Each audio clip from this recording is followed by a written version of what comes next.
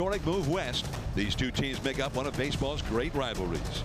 And tonight, the rivalry continues with Clayton Kershaw on the mound for the Dodgers.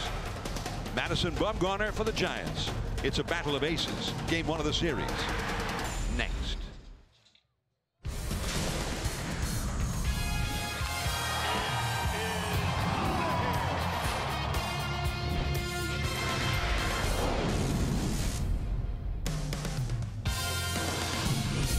It's summertime in Southern California. Temperatures in the high 80s today. We're at Chavez Ravine Dodger Stadium, just outside downtown Los Angeles, for the Giants and the Dodgers.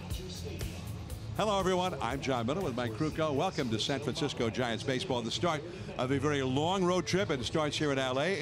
It will end in New York 11 days later, and perhaps the defining road trip for the Giants here in 2018. Are they going to be a contender or not? And it starts tonight against one of the best in the game, Clayton Kershaw, who's always been tough on the Giants. But conversely, Madison Bumgarner goes for the Giants, and he's always been tough on the Dodgers. Well, and the storyline of this game is both teams need this game, and they need their aces to be good. How good have they been? Well, career-wise, Bumgarner 15-10 with a 2.60 ERA against the Dodgers. Clayton Kershaw 22-10 with a 1.60 ERA against the Giants. Keep your eye on the McCutchen matchup with Kershaw. Lifetime a 303 hitter with 3 doubles and a home run. And the Giants, they need to bust out. They haven't been able to score runs here in this ballpark this year. They lead the series 7-6, but in 7 games here, they've only scored 9 runs. So they need to break out the offense. And yet they've won 3 of those 7 games somehow, including opening day when Kershaw started. The Giants won that one way back when, 1-0. Bumgarner and Kershaw, the 11th battle between these two aces. Each team has won 5 in the previous 10 meetings between the two great left-handers. We'll have more from Dodger Stadium after this.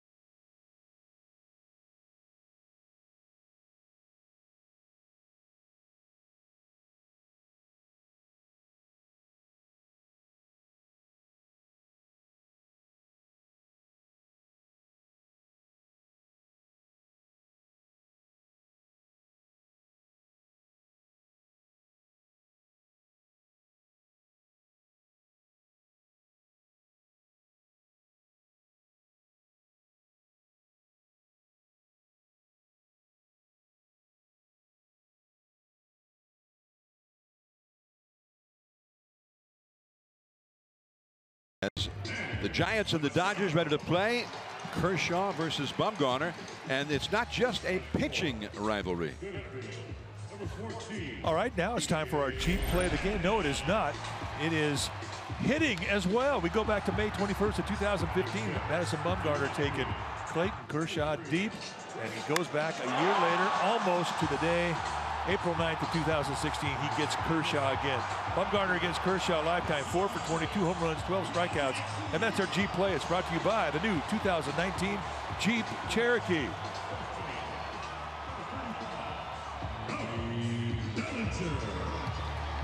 Giants and Dodgers. Bumgarner coming in for the bullpen. Kershaw getting ready to head out to the mound.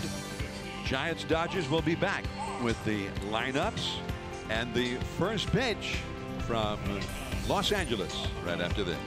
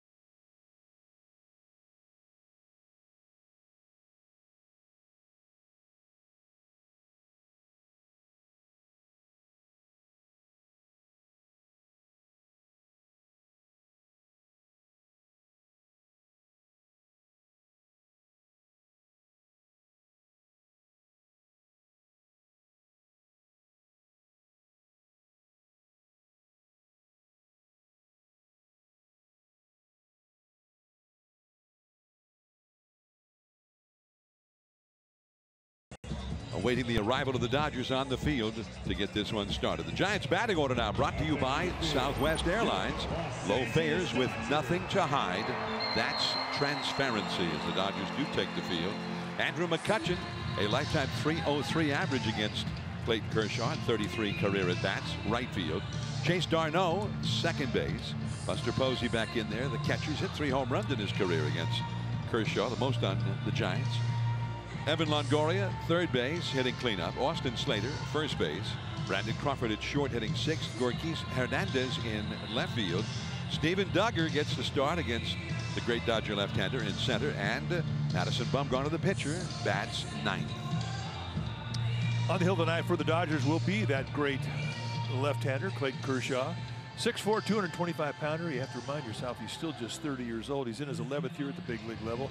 This is what he has done in 17 starts this season, 5-5, with a 2.58 ERA. And when you take your at-bats against him, you're going to see a fastball that'll be right around the low 90s. He will 2 and 4 seam it. He's got a big curveball, throwing a lot of those, and a lot of cutters.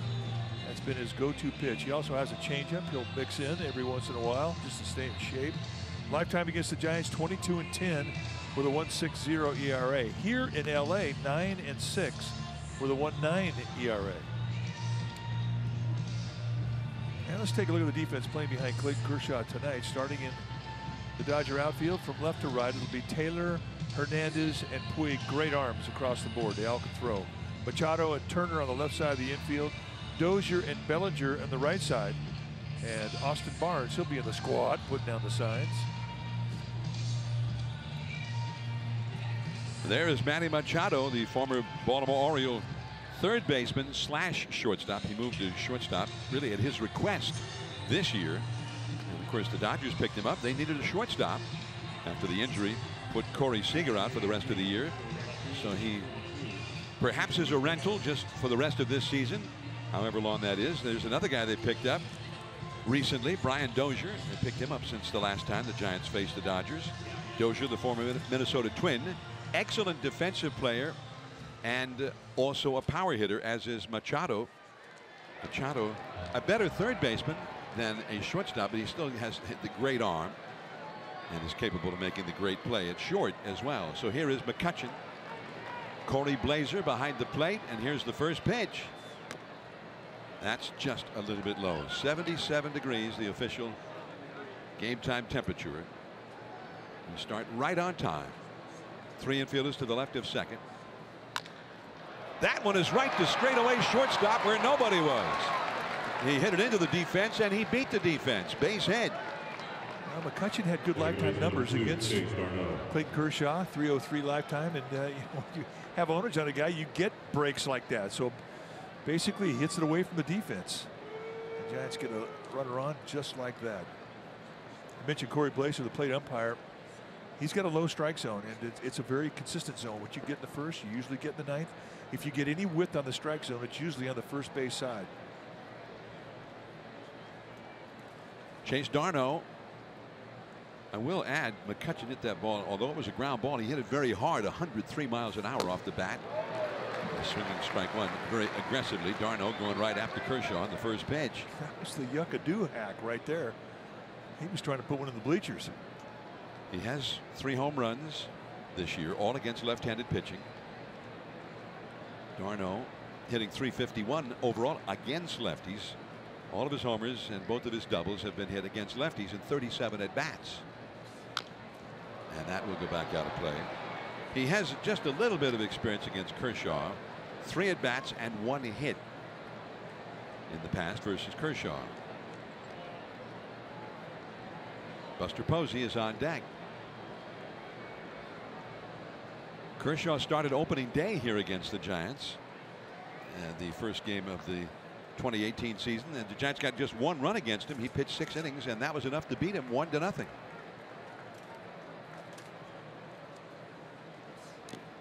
In the dirt, scooped out by the catcher, Austin Barnes. 1-2, and ironically, the only run of that game on opening day was provided by Joe Panik, who hit a home run in a 1-0 Giants win. And Joe Panik is not in the lineup tonight, and that's one of the things that has also changed. Panik has spent a good deal of time on the disabled list and has struggled with the bat, and lately has not been starting against left-handed pitching. Chase Darno has had a hot hand against the lefties, but not this time. Strikeout for Kershaw. That's the cutter we're going to see a lot of tonight. It is a good strikeout pitch. It's not a.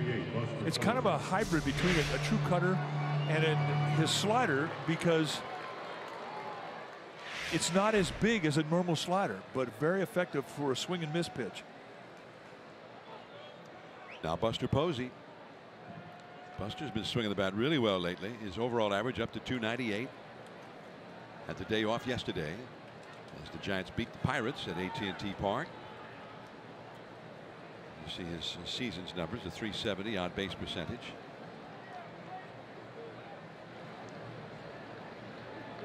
Posey has 6 hits in his last 9 at bats. That was during that series against Pittsburgh.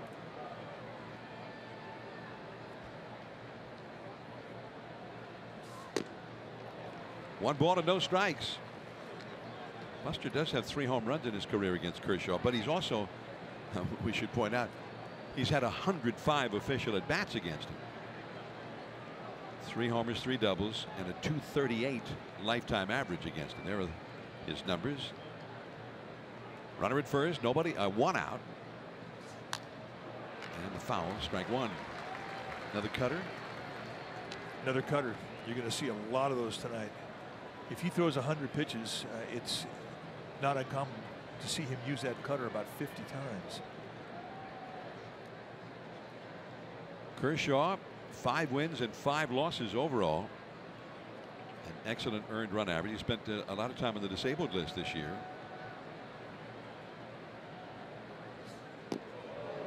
And the curve drops low. He has given up 10 home runs in 101 1/3 innings prior to tonight. It's a good curveball right there. I mean, it's a curveball that if that's a 2-strike, Buster's got to swing at that. 1 strike, you don't have to. Over the middle, right near the bag. Dozier, double play.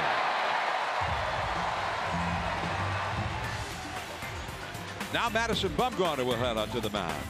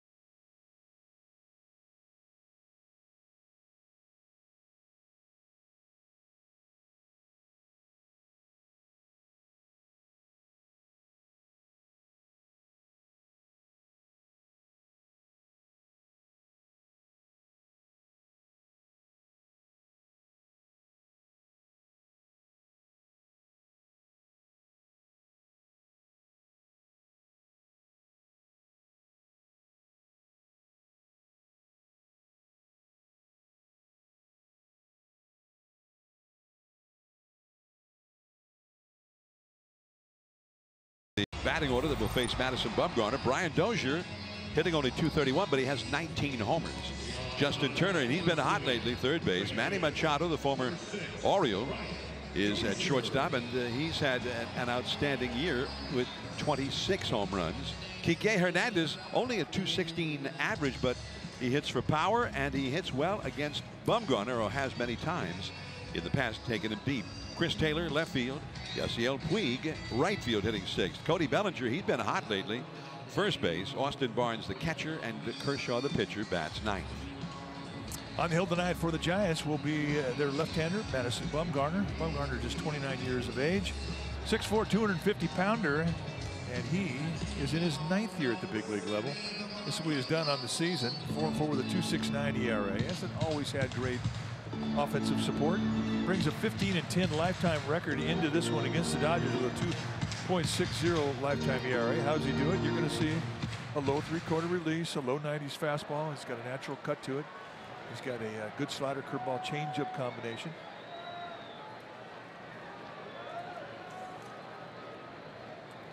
Dozier, former Minnesota Twin, and that is a called strike. 31 years old, 5 feet 11 inches tall, out of the University of Southern Mississippi, and he has become a slugging second baseman. That curve taken a little bit low. 1 ball and 1 strike. 19 homers this year. He hit 34 homers last year for the Twins and 42 homers the year before. And in both of those seasons, what he did in August and September were his big home run numbers. That's a called strike on the inside. Those are not happy about it. And Corey Blazer is getting woofed at pretty loudly from the Dodger dugout. And now Blazer takes his mask off. Now you got confrontation here 3 pitches into the game.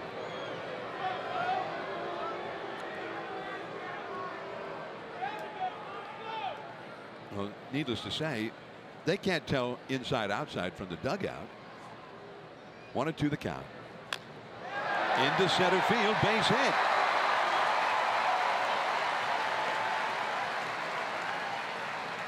Let's take a look at the Giants defensively tonight. Playing behind Bumgarner, starting in their outfield from left to right. It'll be Hernandez, Duggar, and McCutchen. Good arms across the board.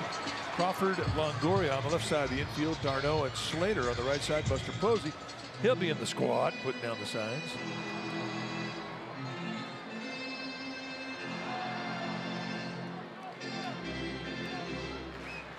That was not a bad pitch by Bumgarner. It wasn't even in the strike zone. Hit by Dozier for the single. Now Justin Turner. He's been hitting well lately. That's in there for a called strike. And we're told that he's opened up his stance a little bit more. He was struggling. Tried something different in batting practice and actually liked the way it felt, so he has taken that more wide open batting stance into the games, and he's gotten hot.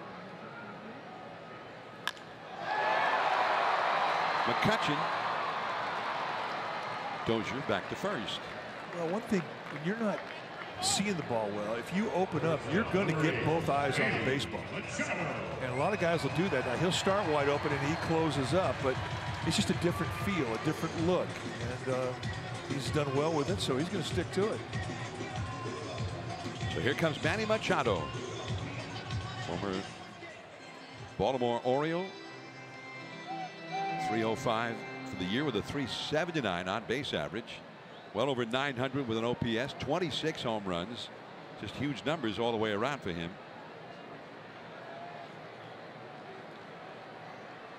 Big and strong. And that's off the inside.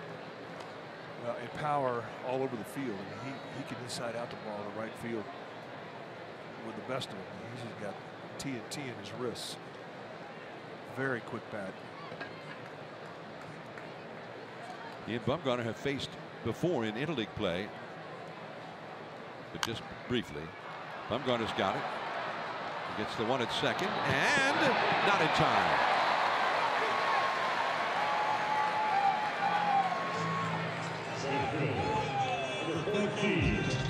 That would have been a pretty nice ad-lib from Chase Darno. Bumgarner off the left foot, a nice lead, and then a little bit of a sling from Darno as he was falling away from the bag towards left field. It's one they don't practice.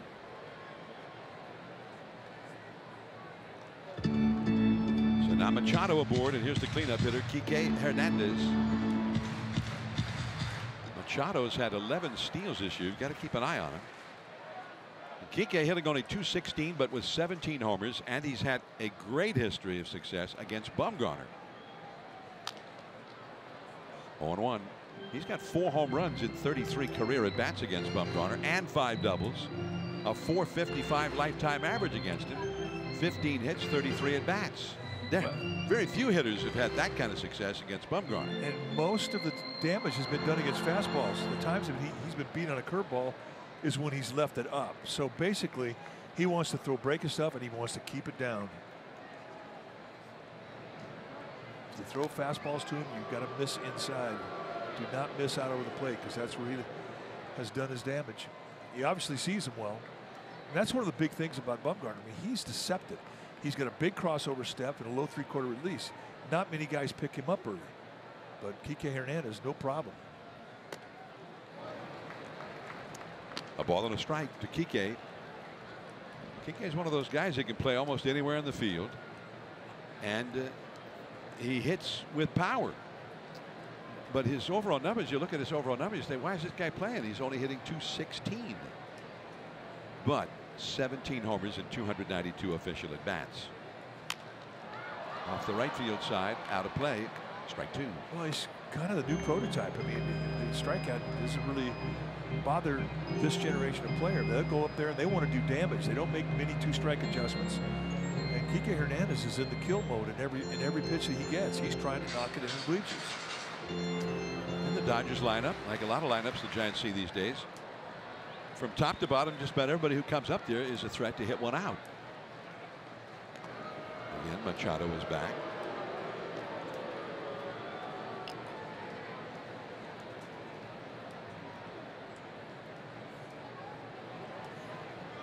Nothing game, last of the first.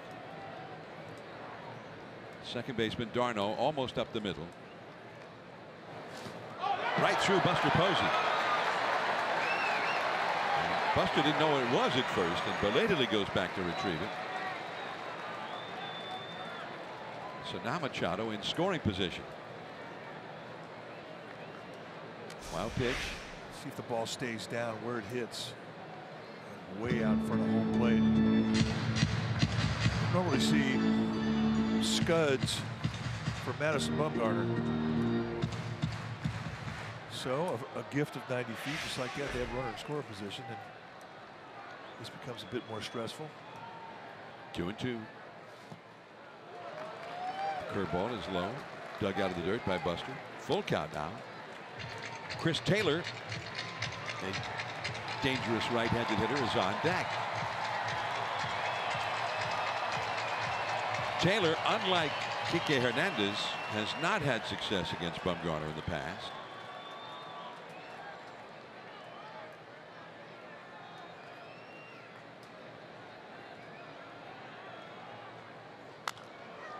Pulled it foul. Still 3-2. Like a changeup. It really wasn't that long ago with Madison Bumgarner. The changeup was a project pitch. Times he'd throw it maybe once or twice a game. We've seen him throw as many as 16, 17 times in an outing. And now for him to be able to throw that pitch 3-2, that's when it becomes a true weapon. You ask a pitcher, how many pitches you got? Well, 7. How many can you throw 3-2? Bases loaded, tie score, 9th inning. 2. If you can't throw it in that count, you can't count on that pitch being your friend. Still 3-2. Curveball, but right there, Darno. And we're playing him in that direction. The defense is there to save the inning. One man left. Longoria coming up. 60 years of Dodger baseball in LA.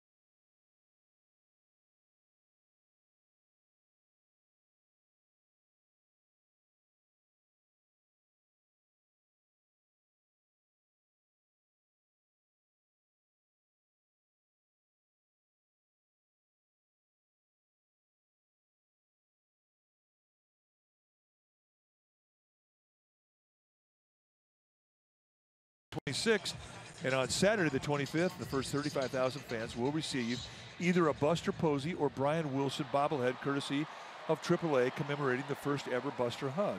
Now the two bobbleheads, they go together, but you're going to get one or the other. You can buy tickets directly from the Giants at sfgiants.com.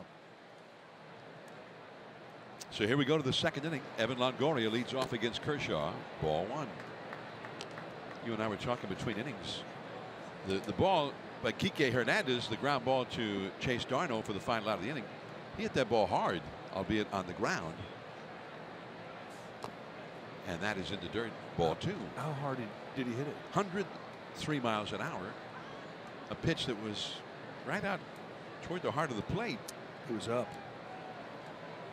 You can't miss up to him. At least Bumgarner can. 3 infielders stacked to the left side of second against Longoria. And it's 3-0. Longoria has a little bit of history against Kershaw, most of it this year in the 2 games Kershaw started against the Giants back in April. That's a strike. He's had 10 at-bats and hit 2 doubles against him. And against Kershaw, that's pretty good.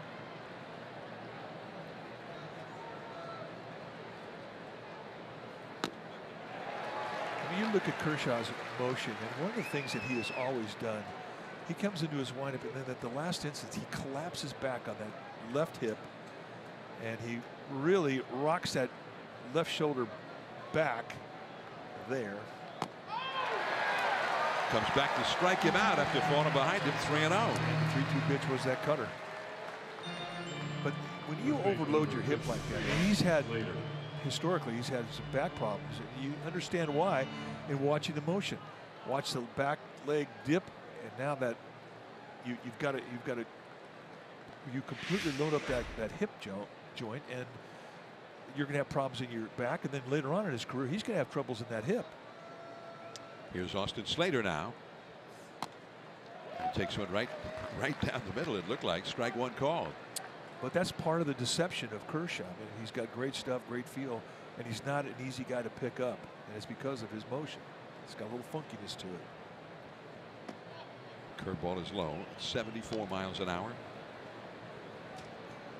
That young left-hander with Colorado has a similar part to his delivery, which he may have picked up from Kershaw himself.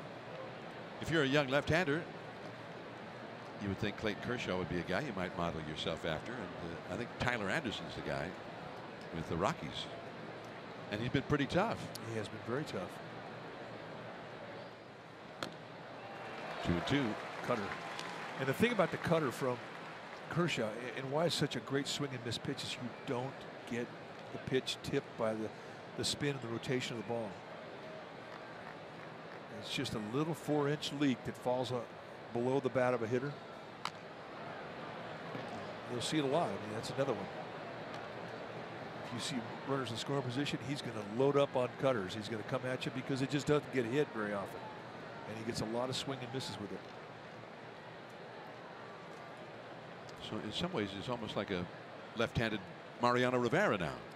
So many cutters. Pop up.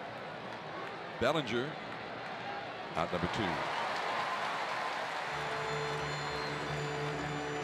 Discover the giant forces that make Northern California like nowhere else in the world in giants of land and sea. A new exhibit at the California Academy of Sciences. Buy tickets now at calacademy.org.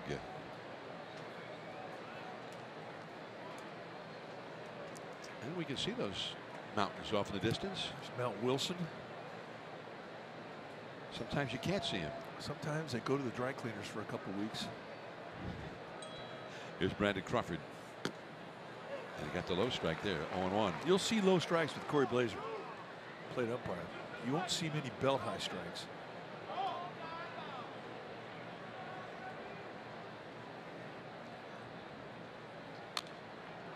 And back out of play. He was on it. That was the cutter. Had a little bit of a hang to it. But that did not fool Crawford at all. He had good back leg in that swing. A lot of power.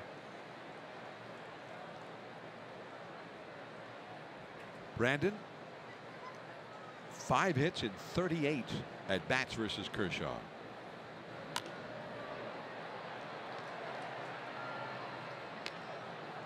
Still 0-2. 2 down, nobody on. Nothing in the second inning. This is an all left-hander series.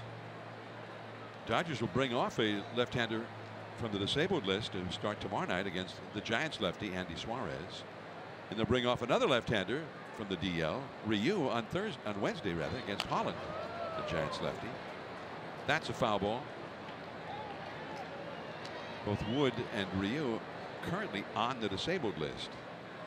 Jeff Samardzija pitched a simulated game today. He's on the right side of your picture there, talking to Andy Suarez and Derek Rodriguez, 2 Giants rookies. Samardzija pitched a simulated game today. Hunter Pence was the hitter who stepped in against him.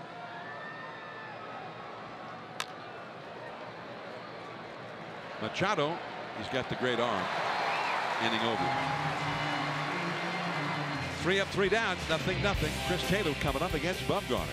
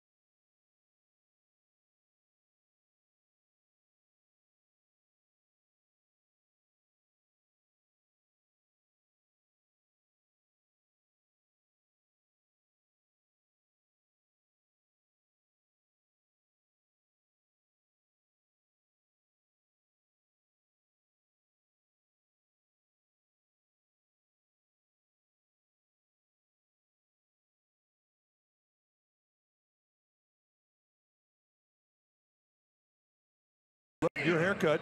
That's why they created clip notes. Notes that tell them what you like, so you get your same great haircut every time, anywhere. Great clips. It's going to be great. Brandon Crawford, who hit the ground ball to short to end the inning. Great clips.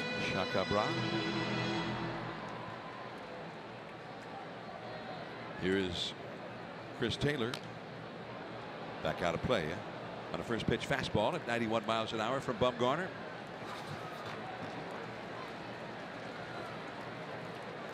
Taylor with a .249 average, but with 13 homers and 53 runs batted in.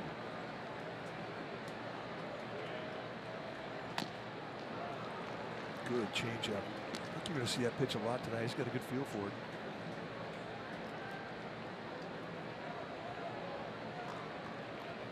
Yasiel Puig on deck, and then Bellinger due up third in the inning. You know, one thing about Bumgarner and Kershaw, they have changed in their careers. Kershaw in his 11th year, Bumgarner in his 9th year. They're not the same guy they were when they first came up. Just a little bit low, apparently. Bumgarner's got 2 pitches he didn't even have when he first got up here. He's got a good curveball. He got a good changeup. He's throwing them. He'll use them in against any hitter, righties, lefties. And Kershaw, he was a 2-pitch guy too, fastball, curveball. Picked up a changeup and a cutter. Crawford from deep in the hole with a fast runner. It's not in time. Looked like he might have slipped a little bit that caused him to hesitate before making that throw. Yeah, I totally agree. Turf gave way when he was locking that back foot in to set his pivot. Watch the right foot. When he right there is a little bit of a slide, and he couldn't get his footing, and with the speed that Taylor could put on a play, you don't get a second chance.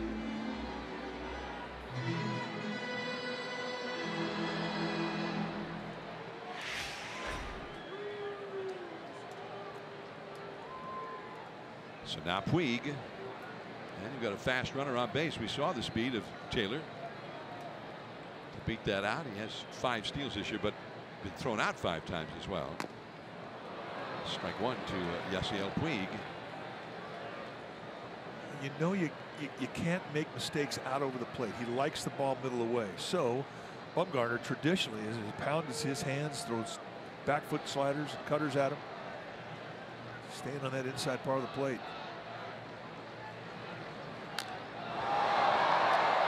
Left field. Gorkis Hernandez in just a bit. You saw Puig pop up and then flip the bat up and then slap it on the ground, and Bumgarner was watching the whole time.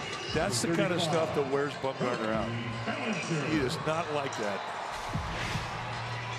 He pops up, he flips the bat up and slaps it on the ground, and Bumgarner watched him do it the whole time. Bumgarner just walked off the mound towards the third base bag. He's mellowed a little in his age.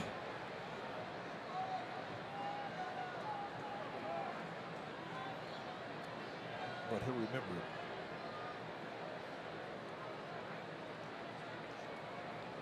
Cody Bellinger just apparently off the inside, and Bumgarner thought he had that one. I think with Corey Blazer, it may have been on the inside corner, but in his eye, it may have been a little high. You just don't get a whole lot of high strikes from him. You'll get low strikes.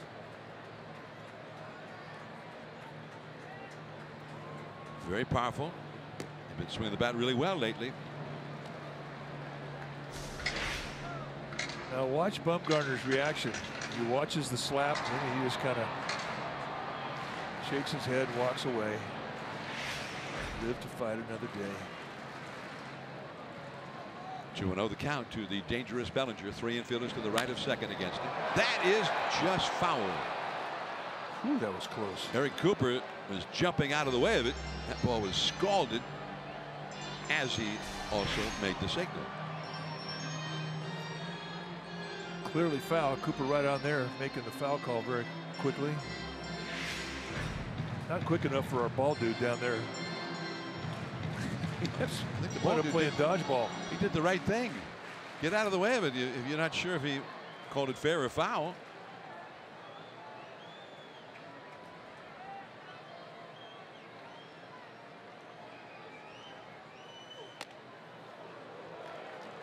Too far in.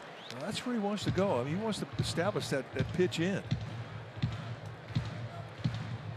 Most power hitters, they want the ball in a certain area.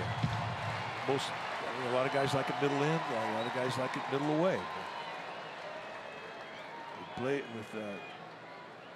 Bellinger, he likes to get extended.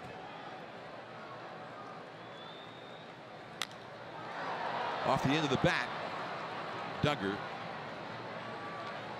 In fairly shallow center field. 2 down, and Taylor still at first. Number 15, Austin Barnes. For Bumgarner, you know, early in his career, he used to get a little upset when guys would show disappointment by flipping the bat, slapping the bat. When you think about it, I mean, that really should fuel you when you're on the mound. You should think that's a cool thing. When you frustrate a hitter to the point where he throws his bat or slaps his bat, I mean, that's something that you could use in a positive. Fill your gas tank up with that.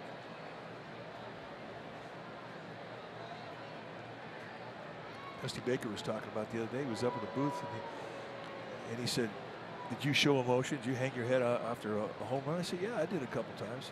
And he said, "I love that. I love that. I always look for if I took a pitcher deep, I would always look to see that head hang because that just made me happier." And it's true. 1 ball and no strikes.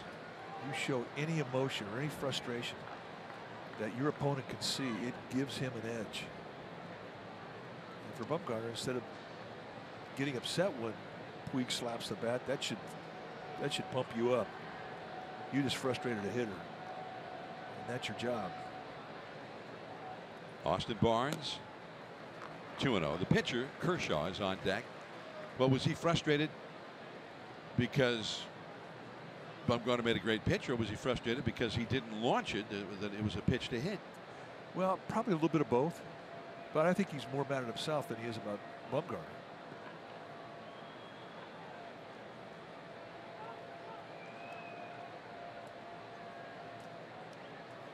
Two 2-0 to Austin Barnes.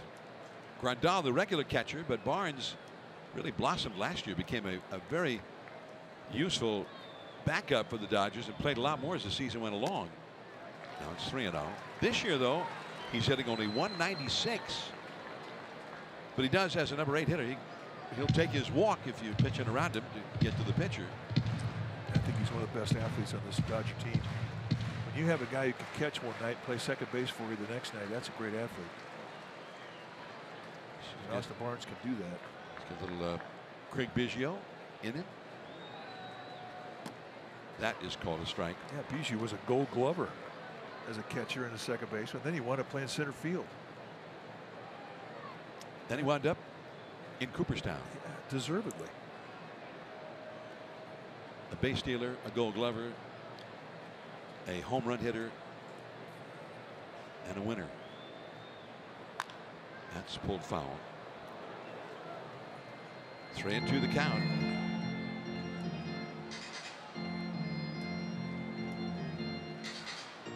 Got a woohoo out of that guy.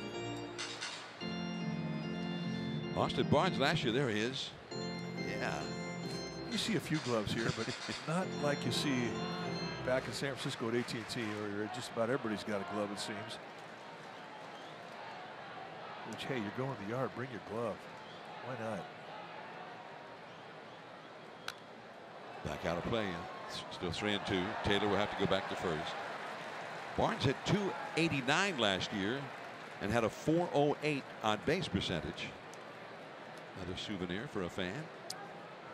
Well, the league has adjusted to him, and now it's up to him to adjust back.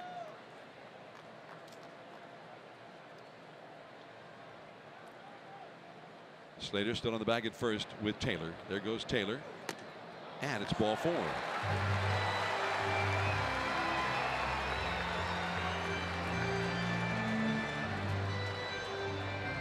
Number 22, Clayton Kershaw.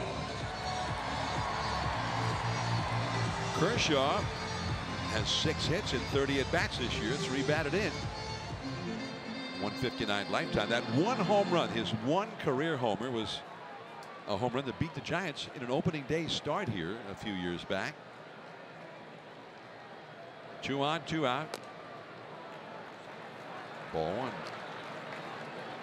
Garner a little frustrated not getting a high pitch.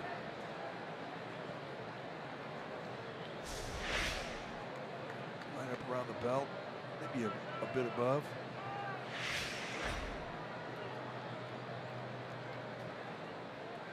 Taylor at second, Barnes at first. Off the end of the bat, foul. 1 ball, 1 strike. Bumgarner not quite the hitter that, or Kershaw not quite the hitter that Bumgarner is. He doesn't have the power, but he comes into this at bat and he's hitting 200. If you're hitting 200 for a pitcher, that's like hitting 300 as a player. You have to respect that. Can't just lay something out of the middle of the plate. He'll hit it. There go the runners. Strike 2 call. A double steal. So Taylor now at third base and Barnes to second. So they raised the stakes a little bit. Now Bumgarner clearly paying attention to the guy in the box and not to the guys on the field. And that absolutely will inspire a pitcher to strike the guy out when guys do that. Did he swing? Yes, he did. Corey Blazer made the call himself. Inspired him to strike him out, and he did strike him out.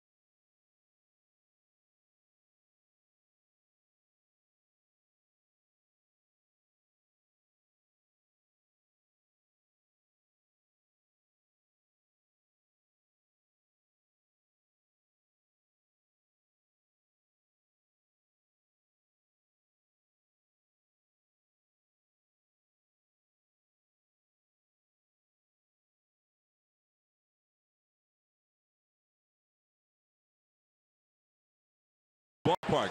Joe Panik batting against Kershaw, top of the 5th inning in a scoreless game, and off the foul pole, a home run. And then the next night, 9th inning, 0-0 against Kenley Jansen, and he did it again. And the Giants won both of those games 1-0.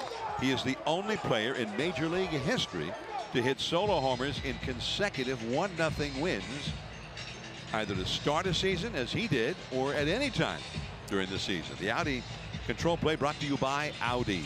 Visit a Bay Area Audi dealer today and get behind the wheel of the Audi model you've always wanted. You see Joe Panik. I mean, he's trying to be patient. It's hard to come out of a slump when you're sitting on the bench and he's not getting any playing time right now against left-handers.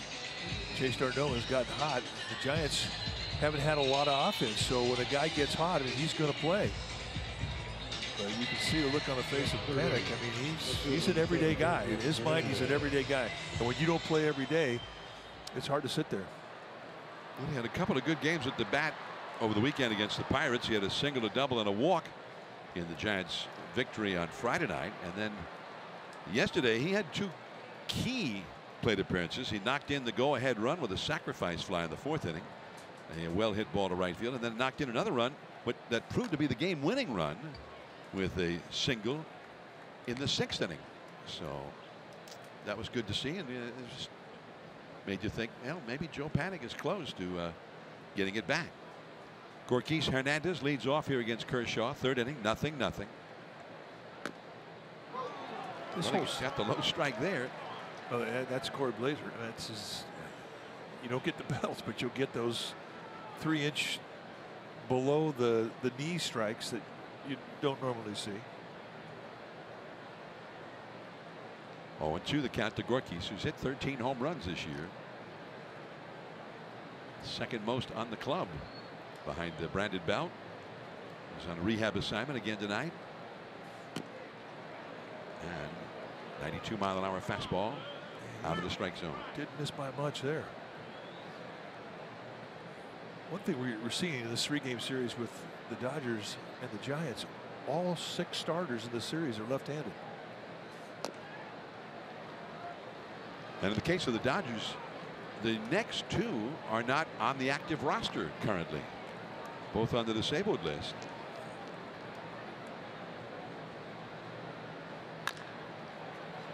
There is Machado. Got him by a step, 1 away. Andy Suarez for the Giants tomorrow. There he is, talking with Jeff Samardzija. Giants young left-hander. Alex Wood will be activated from the DL before the game to go for the Dodgers. Wednesday, Derek Holland, the veteran lefty, against Yunjin Ryu, who will be activated from the DL in time for that game.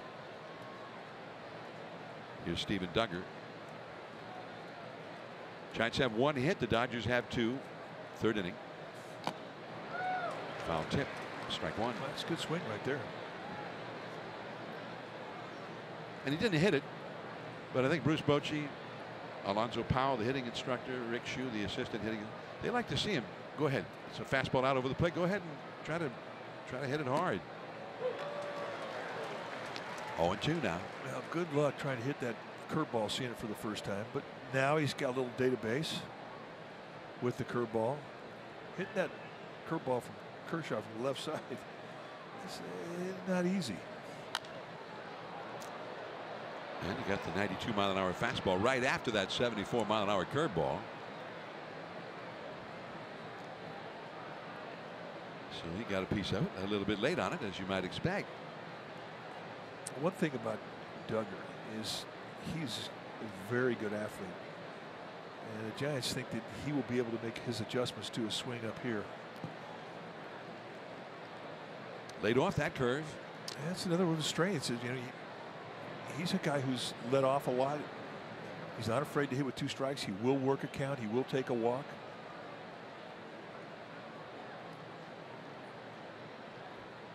Hitting .263 in 95 at bats as a rookie. Diving Dozier, and safe at first. Too much speed. What a play, what an effort by Dozier. See why he's a Gold Glove caliber second baseman. But Duggar, the first time he bats against Kershaw, gets a base hit.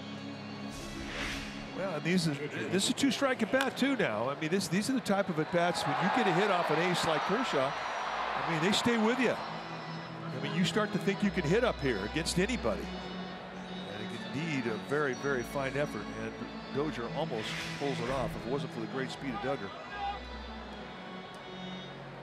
So now Bumgarner. Bumgarner struck out Kershaw. Runners at 2nd and 3rd to end the 2nd inning. Now here's Bumgarner, who's had 4 hits, 2 of them home runs in his career, in 20 at bats versus Kershaw. And you showed him a little earlier in our telecast, Mike. He homered in consecutive seasons, almost 1 year to the day after he did it the first time the next year. 0-1.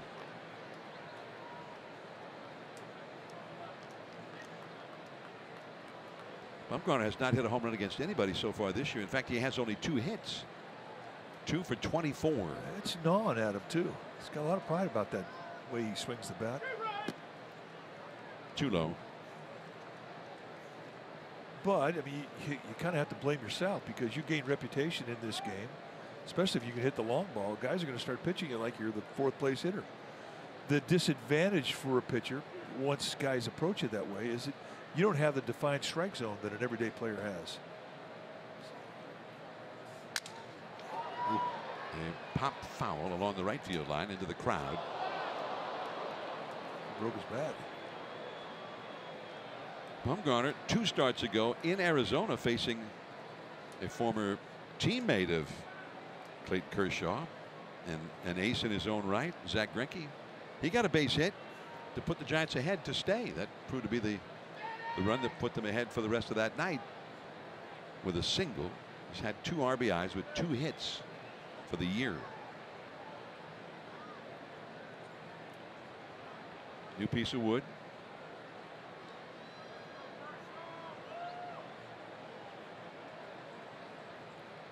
Leadoff man Andrew McCutchen is on deck. 1 out.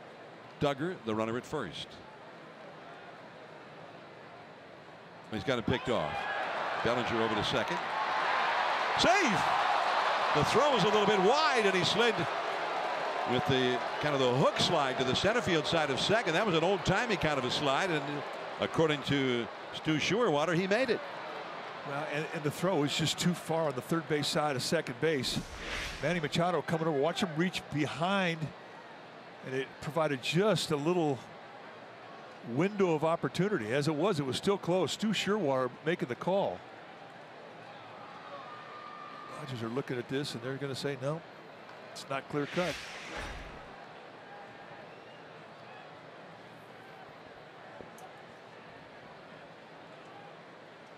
So now a runner in scoring position. 1 ball, 2 strikes to Bumgarner. And he lays off that curveball. Not a bad idea. And not an easy thing to do. I mean, it's a curveball that starts off at your chest, and by the time you commit to it, it's just shoot top high. 2-2 the count. And comes back at him with a fastball, or maybe that cutter again. Cutter, and a good one. Giants Baseball is brought to you by Toyota. Designed for the grind, it comes through every time you see your local Toyota dealer for a great deal on a dependable new ride. Toyota, let's go places.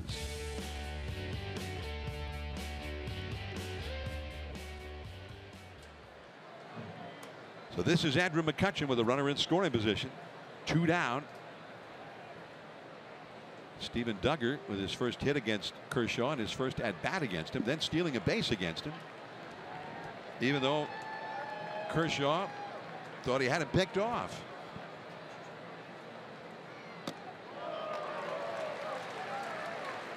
On 1. McCutchen got a base hit his first time. They're not playing the way they were the first time up for McCutchen, with the shortstop way over into the hole toward third and the second baseman on the shortstop side of the bag. Called strike 2. So a first pitch curveball, couldn't throw it any better. Then he comes back and just nips that outside corner with a little bitty cutter at 90. 2 perfect pitches, and quickly on top of McCutchen, 0-2.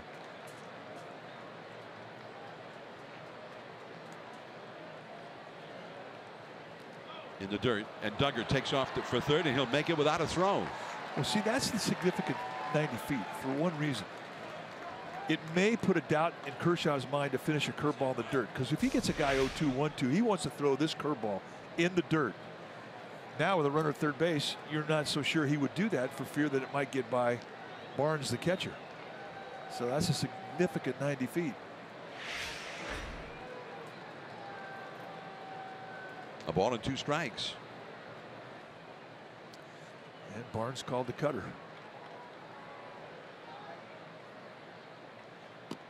Strike 3 called.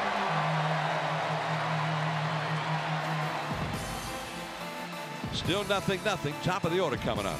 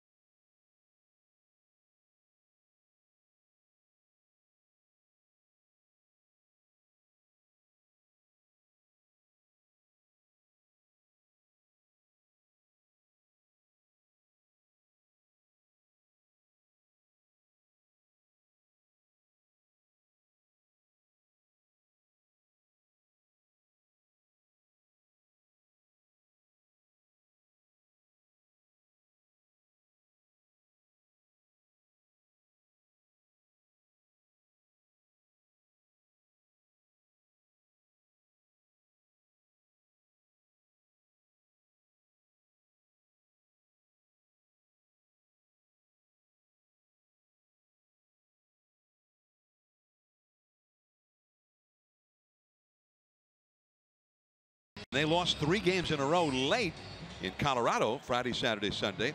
Ryan McMahon, the rookie who was playing because Arenado got hurt, hit a 2-run homer in the last of the 7th inning to put them ahead to stay 5-4. Then Saturday, Ryan McMahon again, this time a walk-off 3-run homer. They were being shut out in the last of the 9th inning.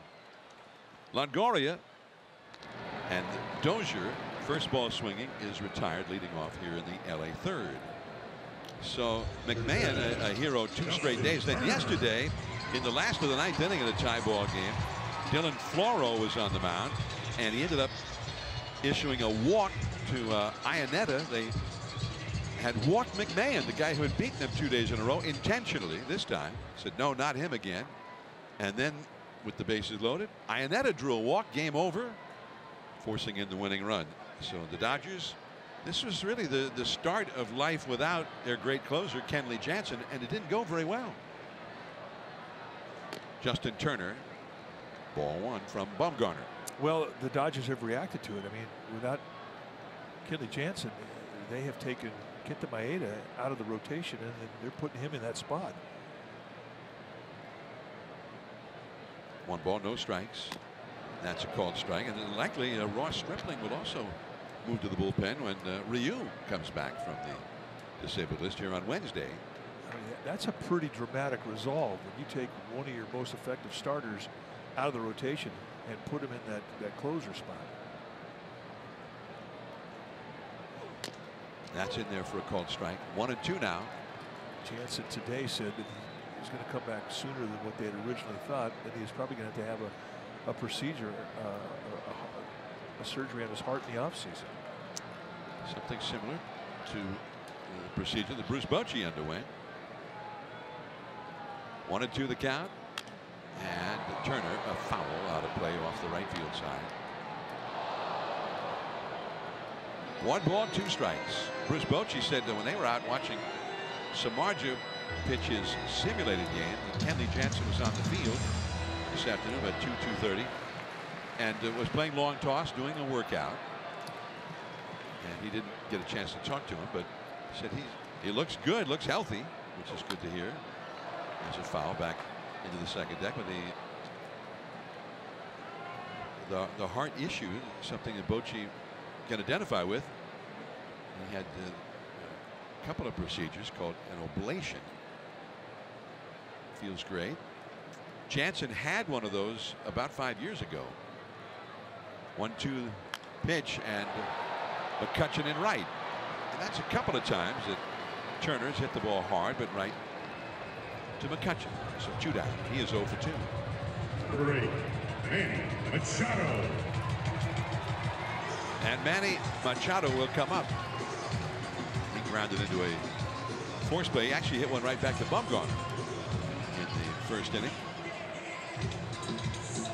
Dangerous hitter. The Dodgers have hit as a team 163 home runs this year. The Giants have hit 107 by comparison. So the long ball, that's the big part of their game. It's a lineup made to produce the long ball.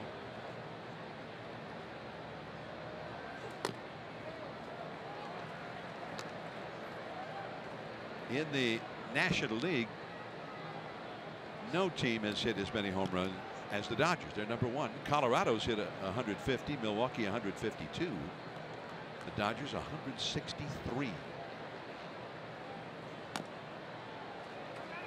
2-0. Now Bumgarner trying to crowd Machado on that inside part of the plate. Machado, I mean, he can be an aggressive hitter. He can go up there and he can hack. He will swing out of the strike zone.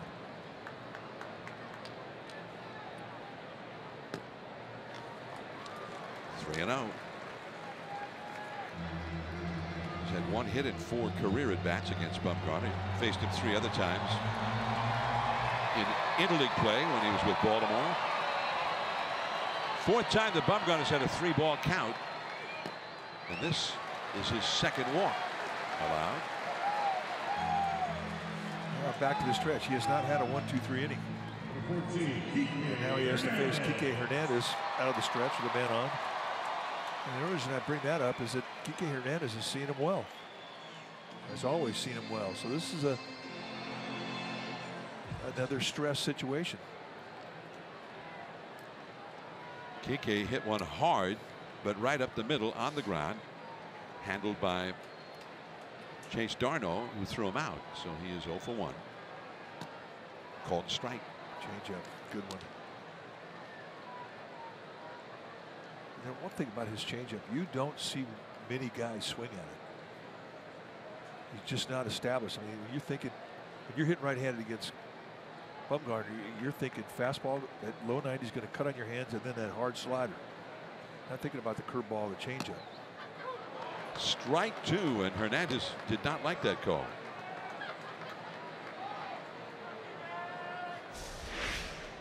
Set up in the inside corner. Good frame job from Posey. Frame job, the way he stuck that, the way he received that, got the strike.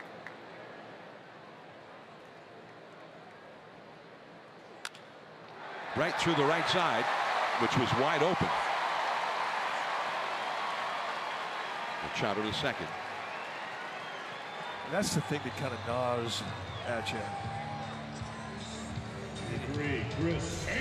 You throw an 0-2 fastball up and away, and it really feeds the hitter to hit away from the defense. I mean, that fastball, if you stay on it, I mean, you're going to hit to the right side. So it winds up being a nice 0-2 at bat. Whereas if you play straight up defense, they have a chance to make that play. And Bumgarner, not a big fan of shifts. So here's Taylor. He got an infield hit to shortstop. 0-1. With that looking fastball, he did not get that front foot down in time. Talking about Chris Taylor.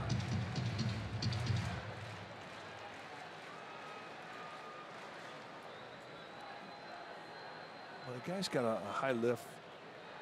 When he puts that foot down and the timing of it, it tells you what he's looking for.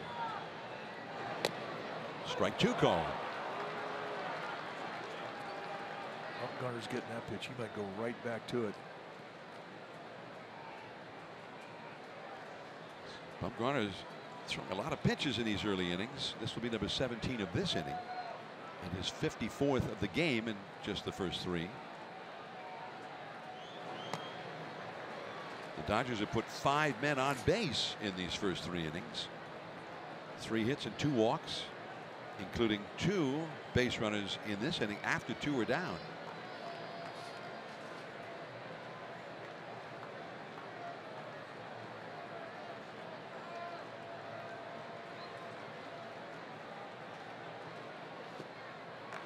So 2 sliders down below the strike zone.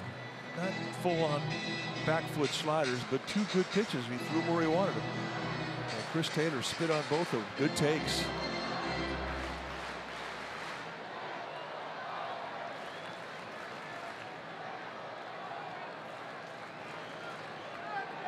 Two balls, 2 strikes. Machado at second, Hernandez at first. Struck him out. Well, it has not been easy. Still 0-0. Darno, Posey, Longoria coming up.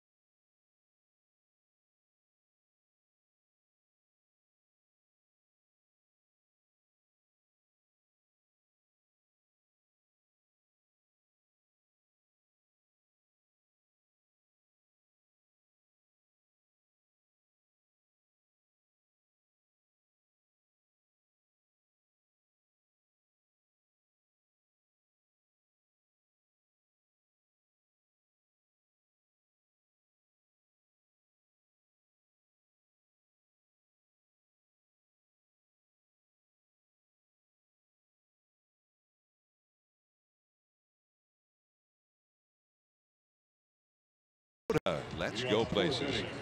115 years ago today, the Giants swept a doubleheader from the Cardinals at the Polo Grounds in New York, and it was the matchup, sort of the Kershaw-Bumgarner matchup of its time. Christy Mathewson of the Giants beating Mordecai Three-Finger Brown in the second of what would be 23 career matchups between those two aces. The doubleheader was the fourth doubleheader of the month of August for the Giants that year. They would end up playing 11 doubleheaders in August in 1903. One of the great all-time nicknames. Three Fingers Mordecai Brown. Yeah. And it was a very apt nickname. He had his hand mangled in a farm accident. Grew up on a farm. It should have been Three Fingers Jerry Garcia.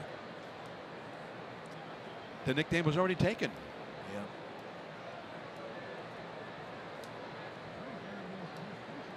Chase Darno quickly behind 0-2 against Kershaw. Five-finger Kershaw. Strike three call. Just tucks that little cutter on the outside corner.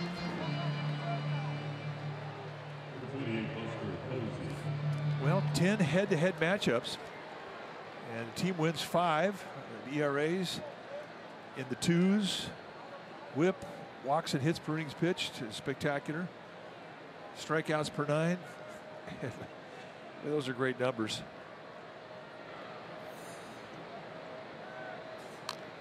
Buster grounded into an inning-ending double play his first time.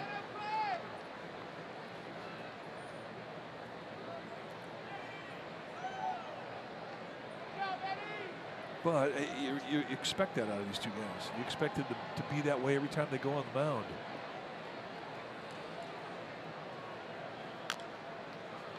Kershaw. So Buster is 0 for 2.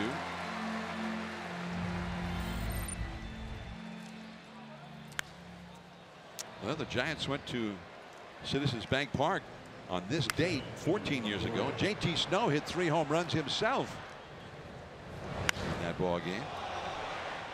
We asked JT, hey, how do you like this new yard in Philly? He said, it's a joke. So, wait a minute. You don't love it? He says, well, you have to love the hit in it, but it's too small. And I think the Giants might have hit 6 home runs in that game. I think they scored 19 runs. Their first visit to what was then the brand new Citizens Bank Park. They did move the fences back just a little bit subsequently. It's made it better, a little more fair to the pitcher, a little. Right to the second baseman Dozier on the shortstop side of second base. Right into the defense. 0-0.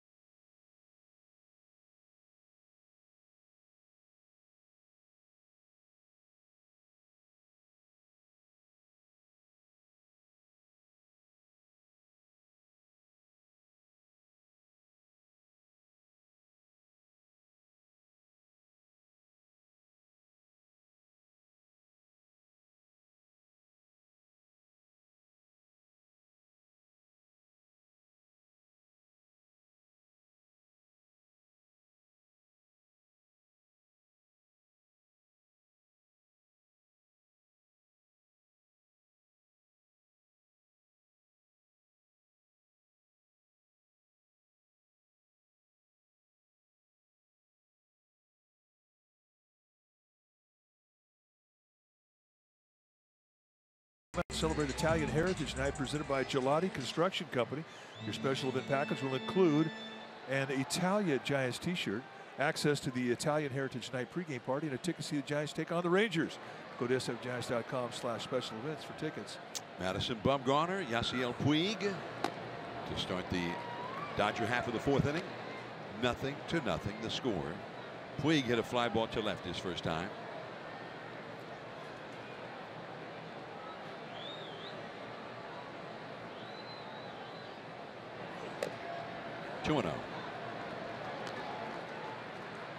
Puig, who spent time in the disabled list. This is his 90th game played this year. He's hit 15 home runs. He's a threat. Cutter on the inside for a strike. 2-1 now. He got out to a horrible start. I mean, he was just an OUT for about 6 weeks. And he has come a long way since then. 3-1 now. This is always a matchup I look forward to when Bumgarner pitches against the Dodgers. These two guys right here. Big pitch, 3-1. And that will stay in the yard. Right at the edge of the track, Gorkis Hernandez.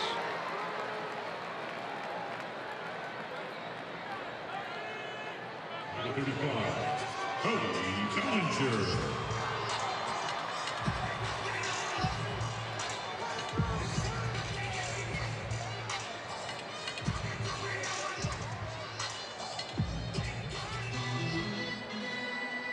One out, Bellinger now. That pitch that Puig hit had a little cut to it, I guess, but it was right out near the middle of the plate. Here is Bellinger. Ball one.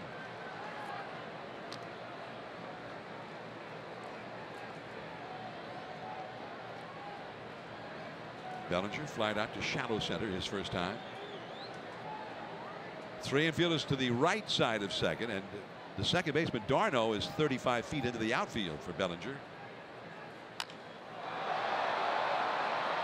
Plenty of room there for McCutchen in right center. And Bellinger is 0 for 2. Giants baseball is brought to you by Southwest Airlines. Low fares, no hidden fees. That's transparency. I'm John Miller with Mike Krukow. Giants baseball on NBC Bay Area and the Giants television network. Austin Barnes will come up with 2 down. Bumgarner could use a quick inning, by the way. He could. He had thrown 56 pitches in the first 3 innings alone. Barnes walked his first time. He got the high strike there on the outside. Well, at the end of the 4th inning, you want to be 60 or less, so he's not that far away from the norm. You can see he had to work hard in the 2nd inning. A lot of stress throws. A ball and a strike. Kershaw would be next. A couple of fly ball outs to start this inning. Puig to fairly deep left, and Bellinger out into medium deep right center. Base hit.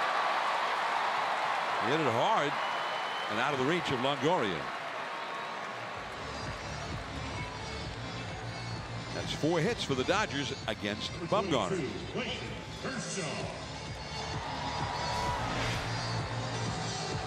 Take a look at just how close Longoria got to it.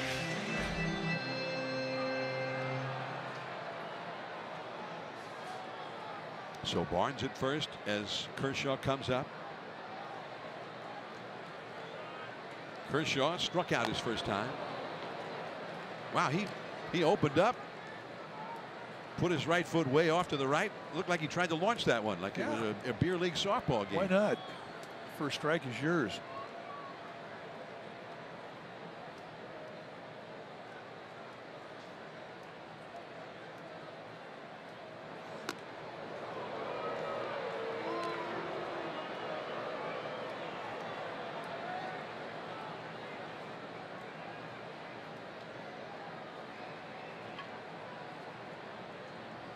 Dodgers have 4 hits. The Giants have 2. Warm night in SoCal. Now 2-1. He's fallen behind Kershaw. The idea of a real quick inning sort of disappearing after the single there by Barnes. Yeah, one thing, if you look at the difference between him out of the rotation or the windup as opposed to the stretch, he doesn't have quite the feel out of the stretch that he does the windup. This could be trouble. Crawford. No, it's in there, and then the collision. And they're both down, and the runner's going to score. Kershaw's going to head for third. And he does not make it. But on a pop fly, Hernandez and Crawford colliding, and they're both still down. Chase Darno comes out.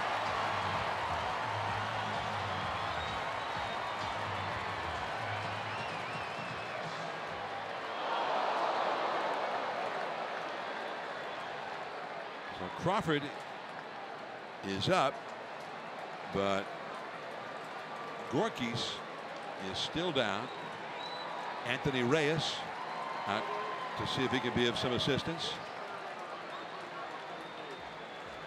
Eric Ortega, another assistant Giants trainer, walking in with Crawford. And we'll see if either one of them is going to be able to continue when we come back.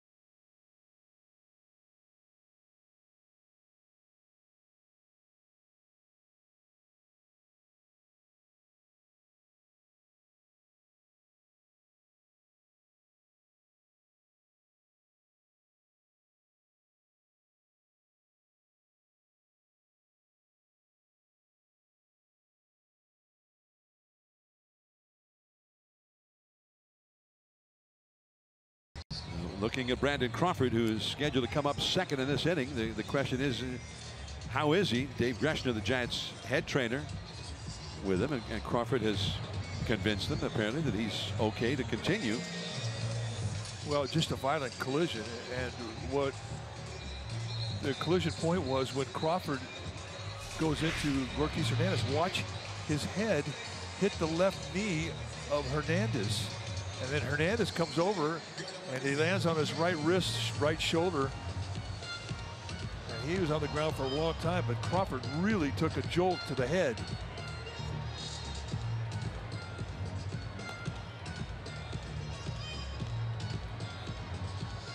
So that's one. I mean, you're going to have to, the adrenaline has surged through both these guys right now. They're going to watch it very closely.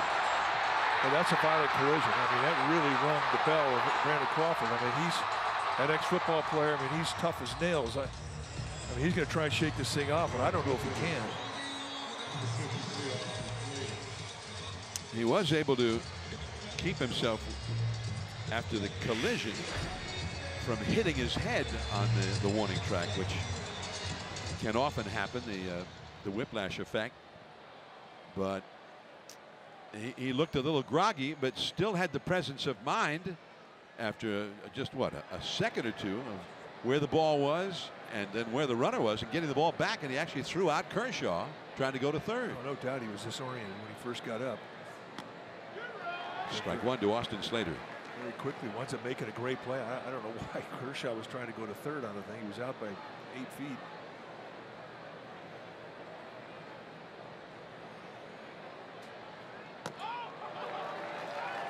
The big curveball. Crawford is on deck, and then Gorkis Hernandez is due up third in the inning. And when you see that collision at full speed, you wouldn't have given much for the idea of either one of them continuing in this game. Well, and again, you just don't trust a collision like that. I mean, as the game progresses, as you sit down, get up, which is what you do in baseball, and there's no guarantee that one of these guys is going to finish this game. Ouch. Off the foot. Now again, the presence of mind. He knows there's a play and just flips it into Longoria, who feels the one hop and puts the tag on Kershaw to end the inning. Crawford out on deck. A run scored on that play, the pop-up. Barnes scored all the way from first.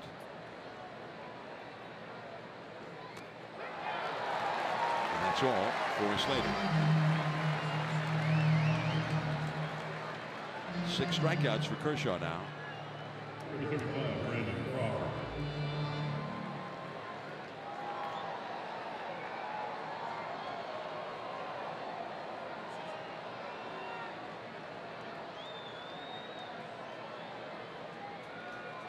Kershaw got credit for a double on that little pop-up. But even secondary, very much secondary to the double and the run was how are these two players. Crawford's in there, which it's a good sign, but as you say, it may not be the last word on that collision yet for either one of these guys. But for now, they're both in the game.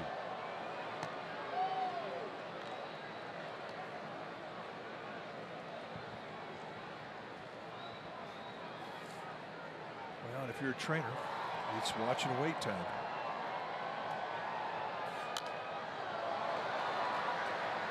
One ball and 2 strikes now to Crawford. He grounded out to short his first time.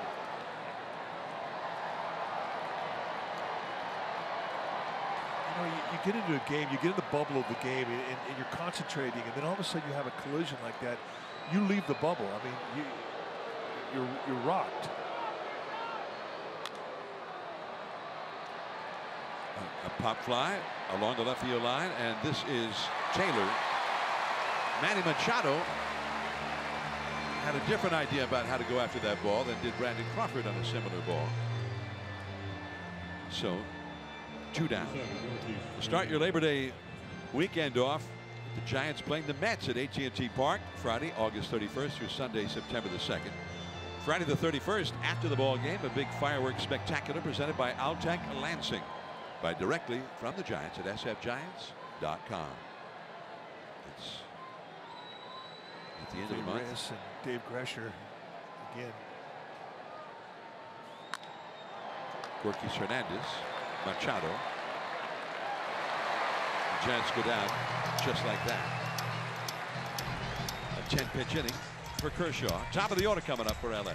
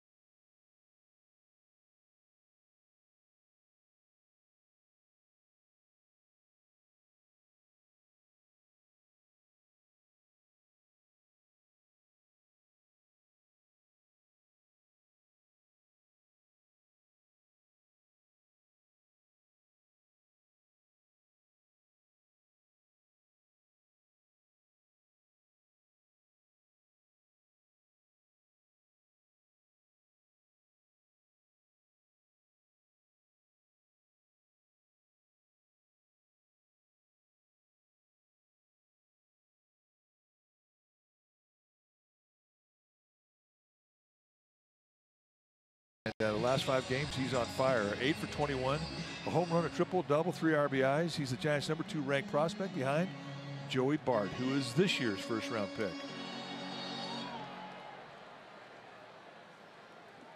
Alan Hansen now in at shortstop for the Giants.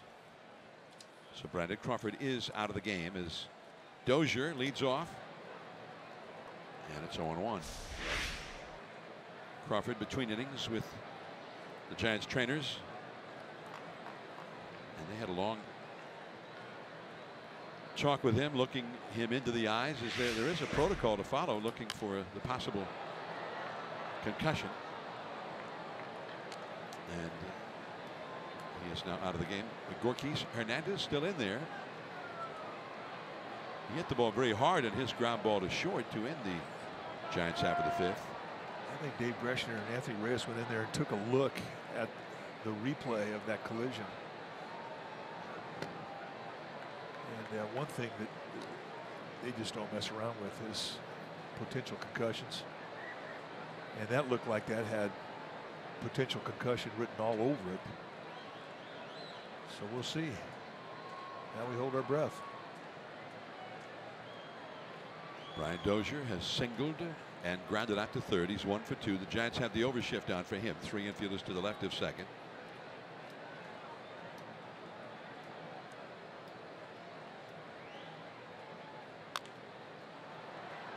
Longoria in a hurry. Nicely done. 1 away. Well, here's the collision we're talking about. Watch the head go into the knees of Gorkis Hernandez, and Crawford just took it right on the right side above the right eye. Another look at it. When you're completely relaxed, and you mentioned the whiplash possibility, again, a realistic possibility. So not only do you lose him tonight, but you may lose him for a while. I mean, it's what we're all hoping against, but we have to wait and see. Justin Turner comes up now. He's 0 for 2. It was almost like a cautionary tale for the guy who's going to be a free agent in a couple of months, Manny Machado. That ball is hit high and deep and way back and gone. Turner into the bleachers. 2-0 Dodgers.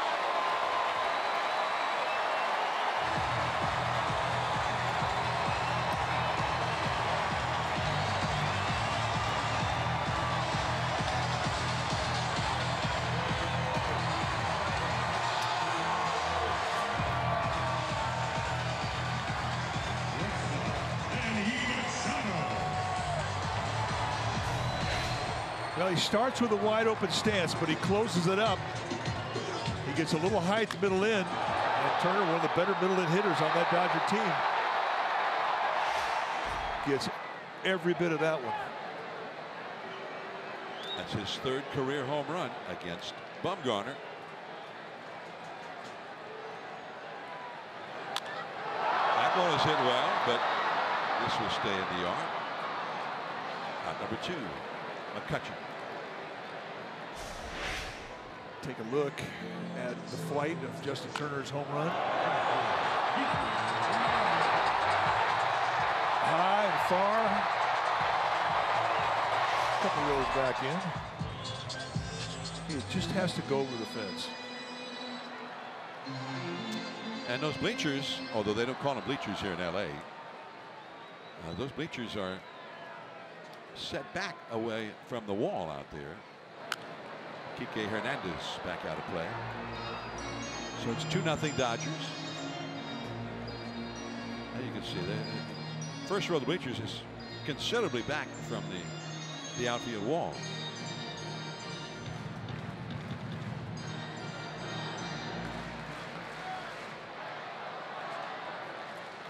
Kike Hernandez is grounded out to second and single to right.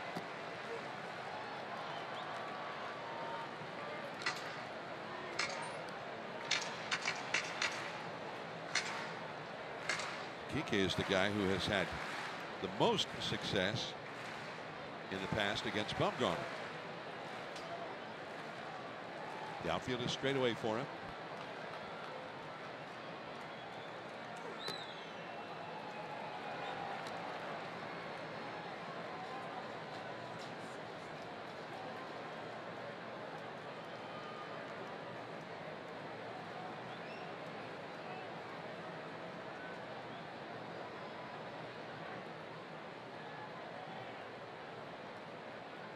Bumgarner taking a long time.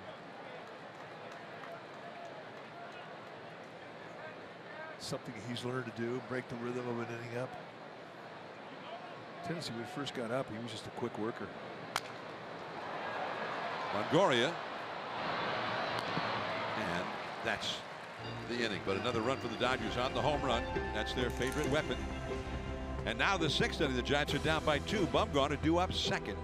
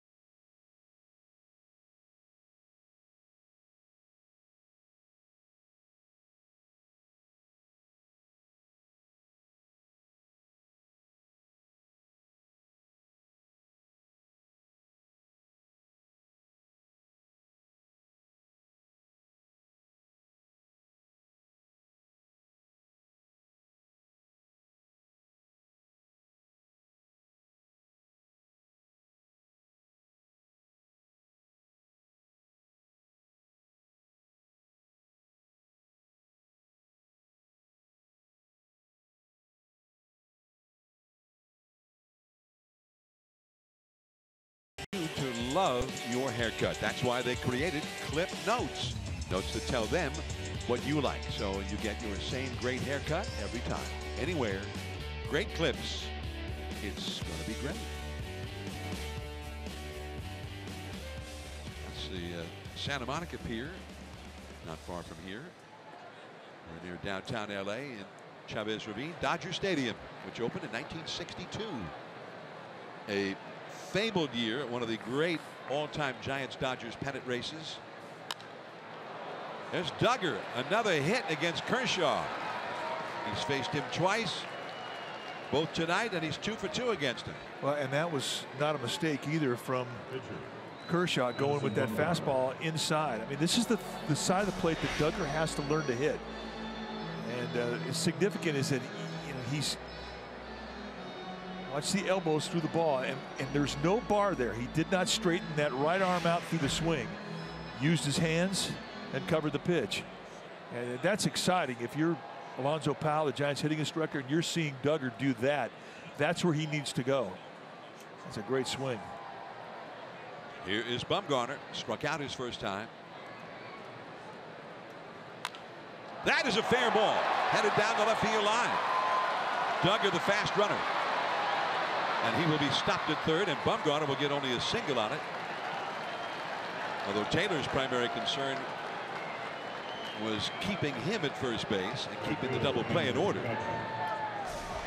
Well, Bumgarner, if they're looking for a fastball, he gets a mistake at the belt out over the plate. And Turner, no chance. I mean, this ball's right by him on a one-hop. Anybody else in the Giants club, that's a double. But for the big fella, just a one-bagger. So here now is McCutchen, first and third, nobody out. This is where Kershaw goes right into the strikeout mode. McCutchen is singled and struck out. Ball 1. By the way, Manny Machado, the shortstop, this is his first year playing shortstop in the big leagues. He set up for a throw to third base from Taylor, but Taylor went ahead and fired to second to make sure Bumgarner stayed put to keep the double play in order. That is foul. A ball and a strike. And again, McCutchen, you pointed it out at the beginning of the telecast, McCutchen has had some success against Kershaw, including tonight where he singled his first time up. Well, that cutter, if he elevates that cutter and he goes inside to McCutchen, that's his strong side. He's very quick middle in.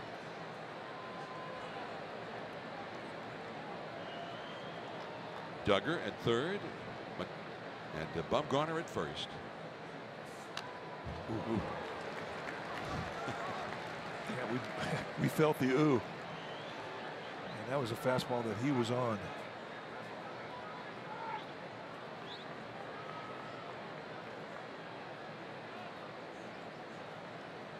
Bellinger. Although Bumgarner, you don't figure Bumgarner to be much of a threat to try and steal a base. They're playing him right on the bag nonetheless. Kershaw's got a pretty good move. He can still pick him up. Got a piece of it to stay alive.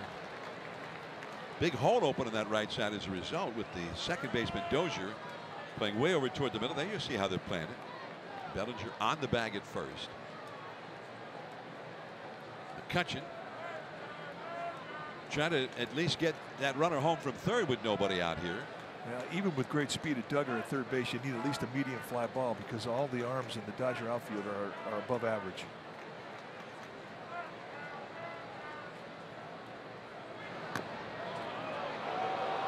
2-2. Again, the cutter. Talk about how that's such a go-to pitch for him. And the thing about Kershaw is that he can go to either side of the plate with it and paint corners with that cutter. Tried to backdoor it, just missed. I don't know if it was low or outside.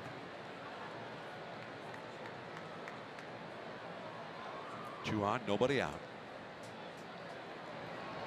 Curveball and blooped foul.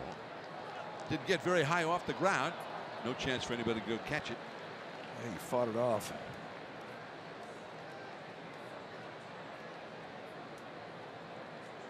Had great speed with Duggar at third. You have none speed with Bumgarner at first. And you mentioned those arms in the outfield. I mean, there may not be a better arm in baseball than Yasiel Puig's arm in right field. That's the pick by Turner. And not in time for the double play as Duggar scores. Great pickup by Turner to get even the one out on that one. It was a tough hop. The Giants have a run. Well, he had to do or die. And you're coming in, you really can't time the hop. You know it's going to come up on you. It's just a matter of how high. So calculate it, rely on your hands to think for themselves. And if McCutchen isn't quick as he is, that's a double play. But just his remarkable glove work here. He knew he had to get the one out. I mean, if it's a 1-0 ball game, he goes home with the play. Took a look, then he thinking, well, maybe I'll get 2 out of this, but not with McCutchen. So McCutchen gets the job done. Good at bat. So the RBI, his 49th, and here is Darno. Darno has struck out twice, once looking. Steven Duggar. He's 2 for 2 tonight, and he got this started and has scored the Giants' first run against Kershaw. With a 98-mile-an-hour line drive, 98 off his bat into right center to get them going here. And Bumgarner singled him to third.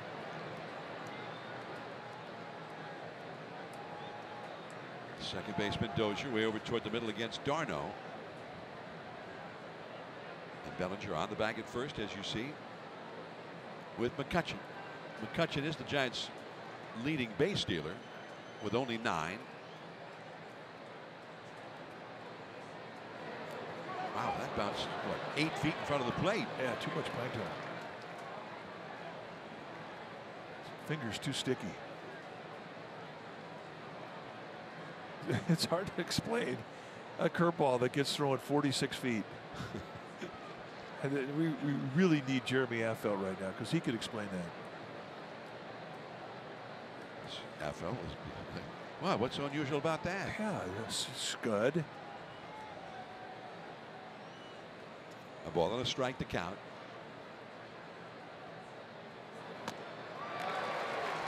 But that Scud was, I mean, it was almost like a pitch that Darno could have hit on the hop.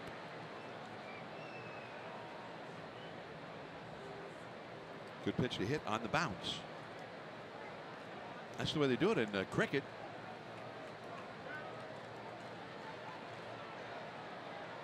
A ball and 2 strikes now to Darno. Buster Posey on deck. And he struck him out again.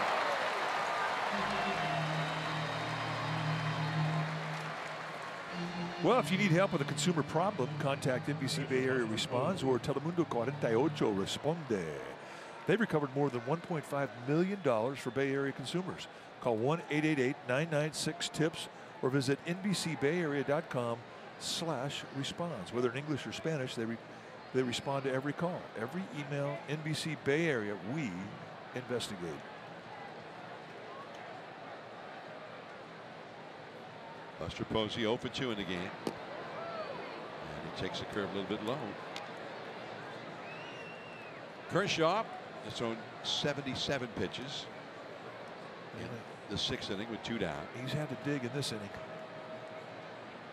This is where you just hope a guy in the middle of the line can run into one.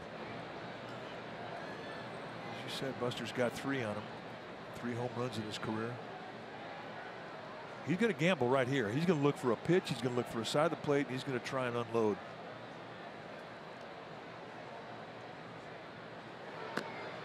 Wow. Wow. Now that was a very low strike. Buster not in agreement with that call from Corey Blazer, plate umpire. Set the outside target. They throw that cutter. And see Austin Barnes kind of snag that thing up. A lot of umpires see that snag and they won't call that pitch. 2-1 now. I mean, you could work it a little bit, a little 2-inch or maybe 3-inch, but that was about a 7-inch snag. And he got the call. 2-1 the count. And a foul. And for a pitcher like Kershaw, I mean, you give him that low pitch like that, I mean, he's going to keep going back down there. In his mind, he's got 2 open bases here. And Buster knows he's got to swing at it now. He's got to cover it.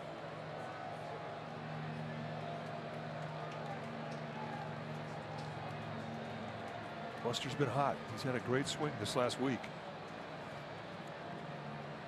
2-2. McCutcheon at first, ready to run at the crack of the bat. High and foul out of play. That's the one thing you don't see Kershaw have anymore, is that you get to a 2-strike where he would add on and go 95, 96 across your letter and just sit you down. He doesn't have that velocity.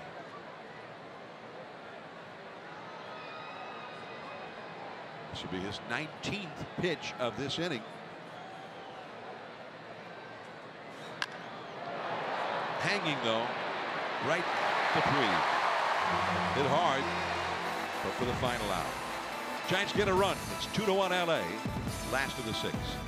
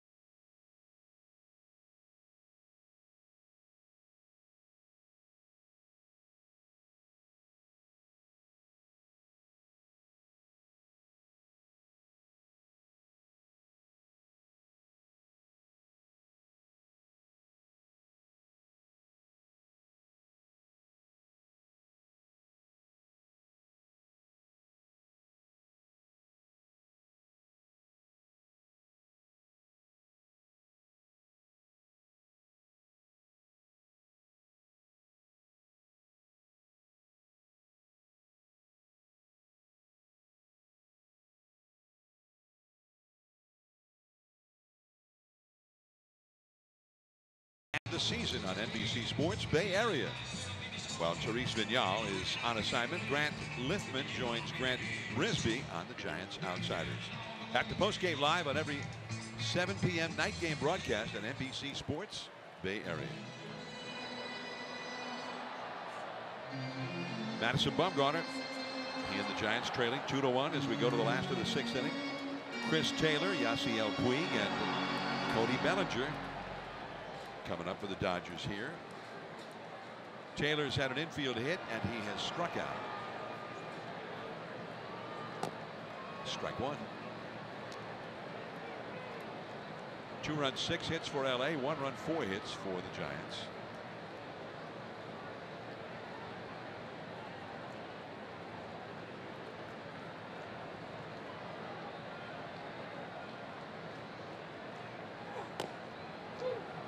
The importance of a shutdown inning in a game like this. Look, Bumgarner's got energized when they got that run scored. Plus he got the base pass, which will kind of pump you up anyway. Get a hit against Kershaw. So he just got his fuel tank recharged. And that is all. Taylor strikes out on 3 pitches. It's 2 times now. He got him upstairs. Good pitch. But it's just get your team back into the dugout. Score a run, they're feeling a little bit offensive. Don't keep them out there on that field. Get them in the dugout. Get them with the bats in their hands. Puig has hit a fly ball to left and a fly ball to fairly deep left. Caught at the edge of the warning track by Hernandez in the 4th inning, the last one. 2-1. The Dodgers lead the Giants, last of the 6th.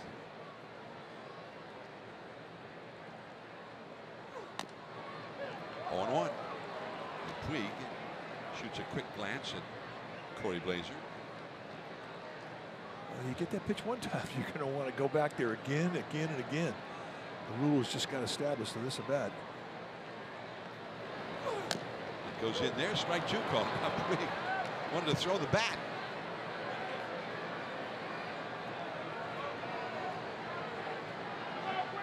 If you throw the ball middle away, you're doing them a favor.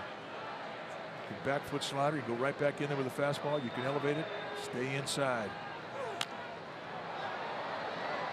Foul, out of play. And that got a little lazy with location. That leaked out over the plate. That's where he can hurt you. And he's strong enough to where he doesn't have to hit the sweet spot of the bat to knock out the ballpark. You could jam the guy and he can still hit it out. So mistakes out over the plate, those are no-nos right now.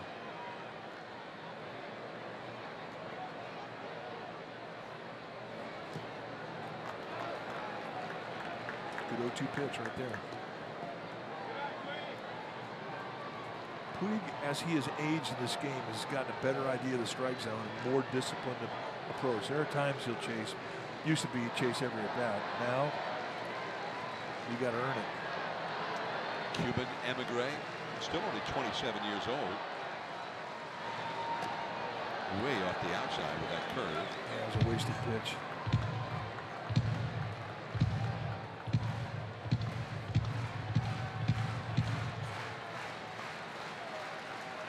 Wasted pitch, really not inviting to a hitter, and it really doesn't set up anything.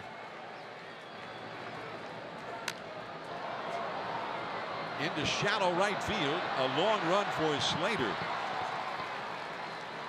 Former Stanford baseball star, looked like he might have played a little football there too. 2 down. First baseman, Cody Bellinger. Now Cody Bellinger, another Dodger power hitter.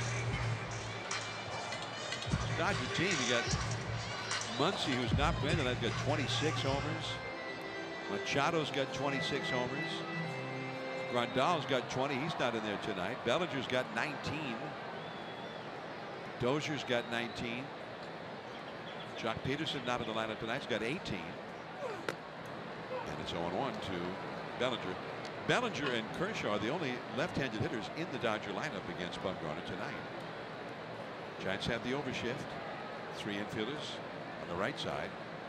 Darno's 25-30 feet into the outfield, the second baseman.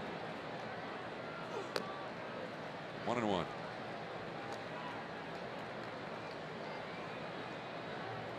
Longoria remains on the left side, and he stays in the vicinity of third base to try and discourage Bellinger from laying down a bunt, which we've seen him do in the past.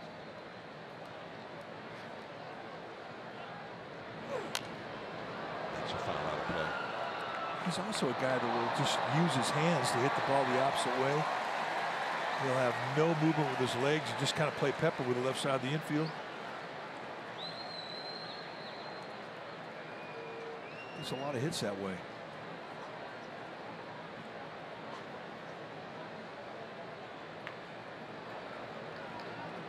One and two the count. That's a base hit. He muscled that one over the infield, even with Darno playing in the outfield. Catcher, Austin Barnes. Austin Barnes.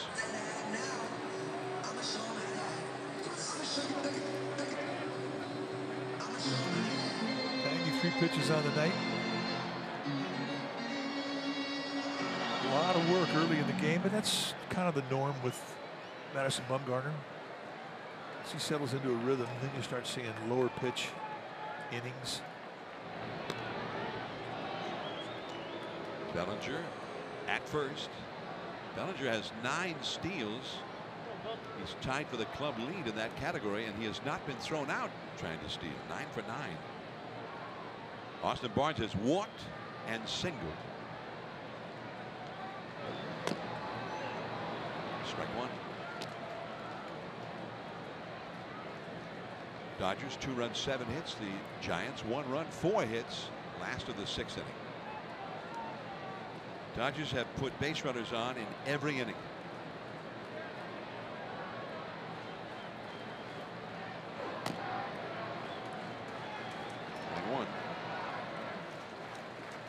They've had all these base runners, but only in the first 2 innings did they put the first batter of the inning on base.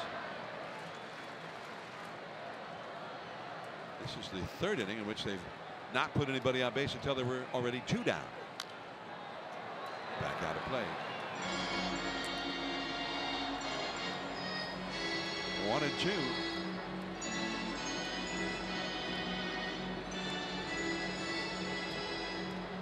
Bellinger talking to first base coach George Lombard for a moment. He gets his lead. Away from first with Slater on the bag with him. The outfield is straight away. There goes the runner. And that ends the inning. 4th strikeout for Bumgarner. Longoria, Slater, and Allen Hansen will be due up for the Giants.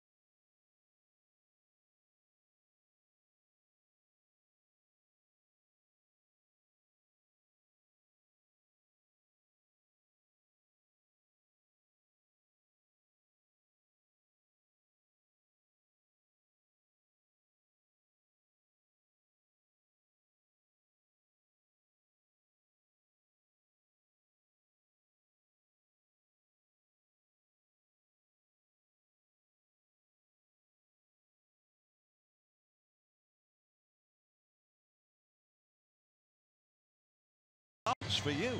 Changing 27 laws and policies on investigating more than $10 billion in public money. If you have a tip, contact NBC Bay Area at 1-888-996-TIPS or visit NBCBayArea.com/WeInvestigate. NBC Bay Area. We change laws, we change lives, we investigate. That means you and me too. I'm calling. I'm in I there. got a couple things that are really ticking me off. I'm going to call them. Because you and me, investigate. Investigate. Yeah. I mean, don't call us directly, of course. Tell them John and Mike sent you. Here's Evan Longoria against Kershaw. 2-1. The Dodgers lead the Giants. 7th inning. Ball 1. Kershaw smoked one his last time, but right to the second baseman Dozier on the shortstop side of second for an out. That's where they were playing him again. The ball and a strike. Giants have 4 hits in the game. Got their first run in the 6th inning. They've lost Brandon Crawford for the night after the collision, and man, it was not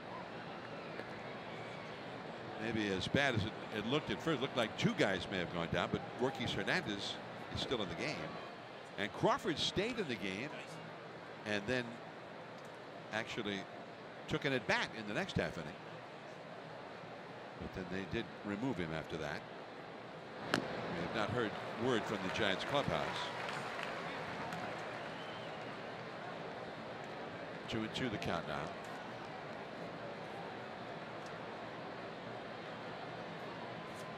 Slater on deck. Oh, what a pick by Turner again. That ball was just annihilated by Longoria, and he got robbed. That's just a great play. And again, you have to have quick hands. They have to be soft hands. Take a look at just one crossover step, a spear, and once you get the ball, you got all the time in the world. It's exceptional defense.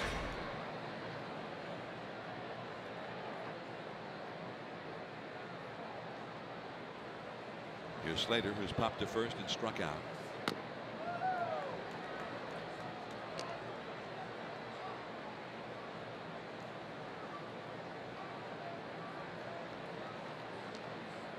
Dodgers single runs in the 4th and 5th innings. The Giants a run in the 6th. Here is Machado. 2 down. Well, it's time to see what's happening in the Giants bullpen with Nest Cam IQ, the sharper indoor security camera that's built in Google Assistant. You can ask it questions like, hey Google, who's number 49 on the San Francisco Giants? Well, that would be Sam Dyson. So get yours at nest.com.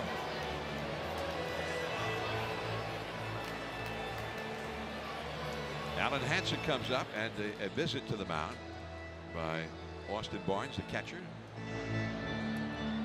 Maybe to give a scouting report on Hansen. Hansen has not been the same hitter batting right-handed as lefty. He's hit only .235 without much power right-handed. .296 with a lot of power batting left-handed.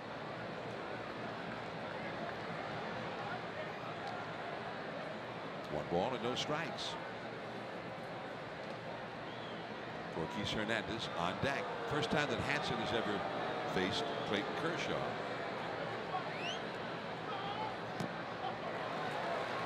Well, and you just got to look at Kershaw's cutter, which has been a really good weapon for Kershaw tonight. Just took out a 1-0 count.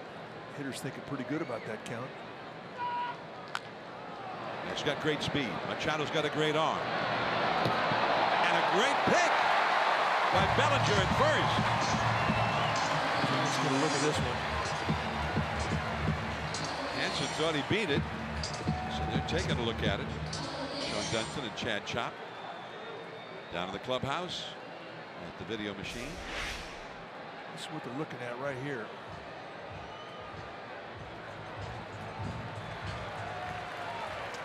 And they will not challenge it. Too close. Ladies and gentlemen, Last of the 7th upcoming. Kershaw due to lead off.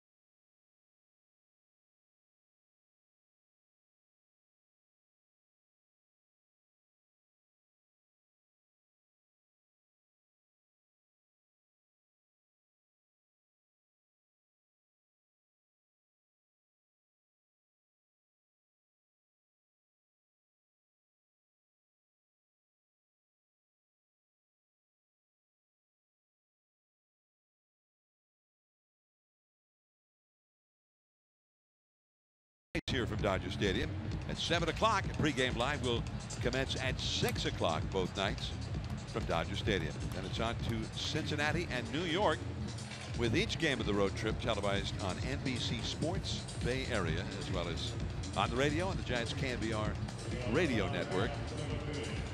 Dwayne Kuiper and Mike Krukow will have the rest of the road trip on NBC Sports Bay Area starting tomorrow night.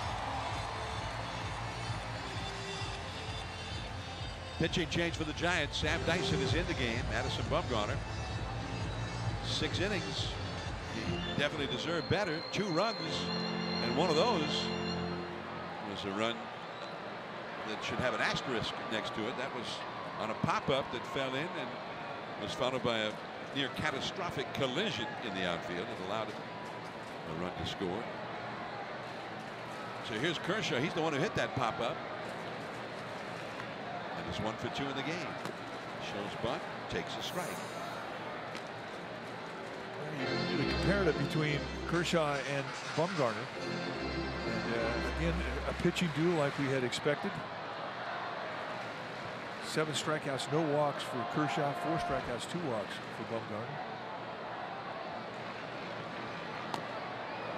0-2.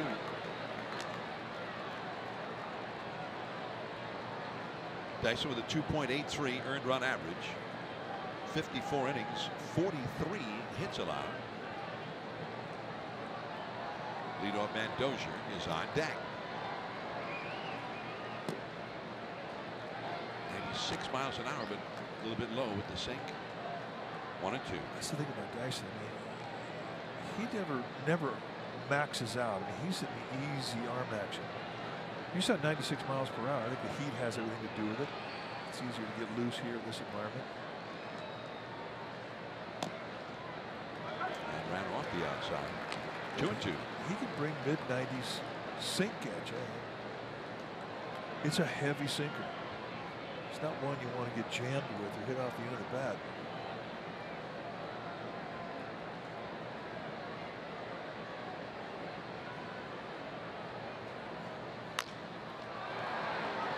Darno bobbles it, but recovers in time to get Clayton Kershaw.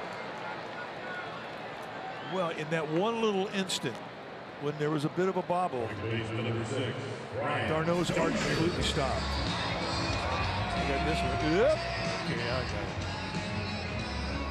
it. Pretty quick recovery there. Good hands.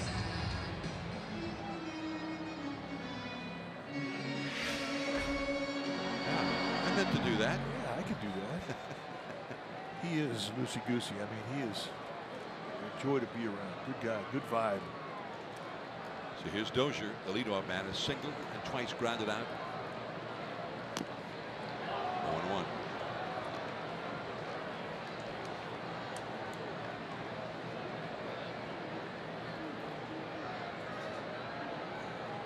as it used to be in the American League. But he and Dozier have never faced each other in a big league game until right now. That's a foul. Out of play off to the right. 0-2 the count. 2-1. The Dodgers lead the Giants, last of the 7th.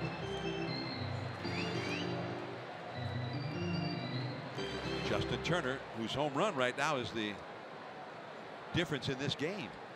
He homered his last time, and he's on deck. Giants have 3 infielders on the left side. Only Slater on the right side for Dozier. 1-2.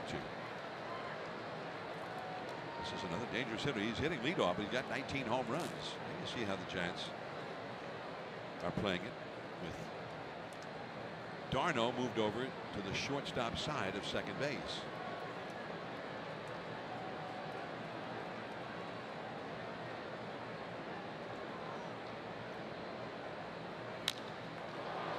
And a foul off the right field line. Yeah, he's doing the right thing. You get a guy who's throwing mid-90 sink. You want to think right field if you're hitting from the right side. What you want to avoid is getting long with your swing, because that makes you susceptible, as that ball will run hard in towards you, and if it runs off that sweet spot up towards the label, it's not going to feel good.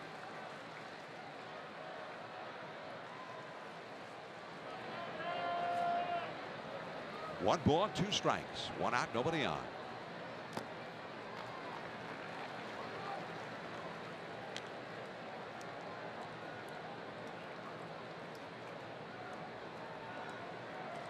Dodger bullpen, which has been beleaguered. They've given up 3 straight games the last 3 days in Denver. Nobody has warmed up at all tonight. Kershaw on the mound. Going back is Duggan. Now at the wall. 2 down. Go back to the 4th inning, and this was when the Dodgers first scored a run, but the concern was not so much the run, but Brandon Crawford, who violently hit his head on the leg of Gorkis Hernandez. Now, Gorkis was down for a long time. Crawford, to his credit, finished the play, and they threw out Kershaw at third base. That ended the inning. Crawford then took it at bat, but as he came back to the dugout, he was removed from the ball game. And I would assume that he's in concussion protocol. 2 down. Here's Turner. He homered to left center his last time. The Dodgers' 2nd run of the night. They lead 2-1.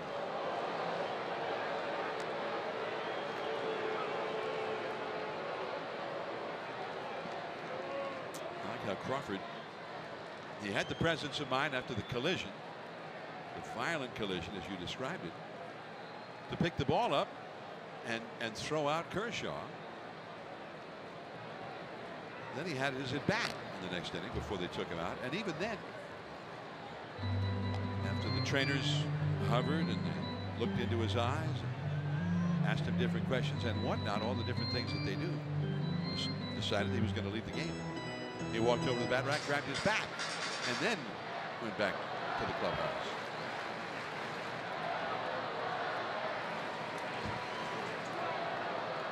One ball, 1 strike to count to Turner. Base hit. Turner's been hot. He's got 2 more hits tonight.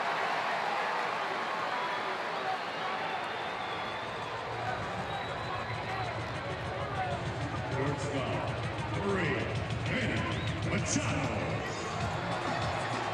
So here comes Manny Machado. Machado against Bumgarner tonight. Hit a comebacker into a force play. Walked and lined out to right his last time. So he's 0 for 2.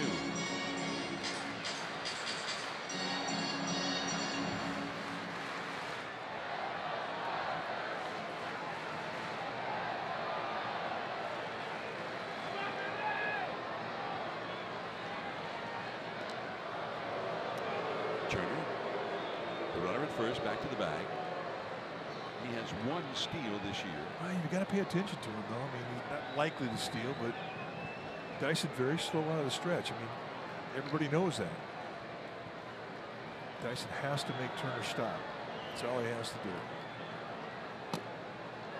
As Turner edges away from the bag and starts to widen out his lead, just make sure he stops. George Lombard, first base coach, whispering something to Turner.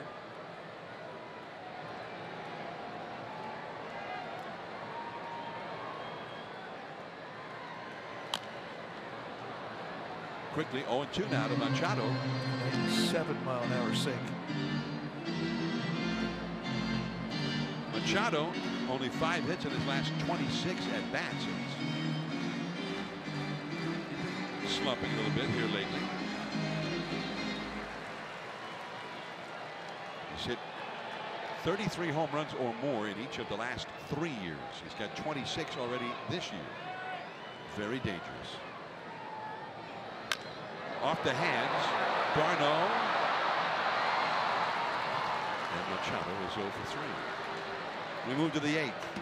Gorky Hernandez, Steven Duggar in the pitcher's spot, due up for the Giants.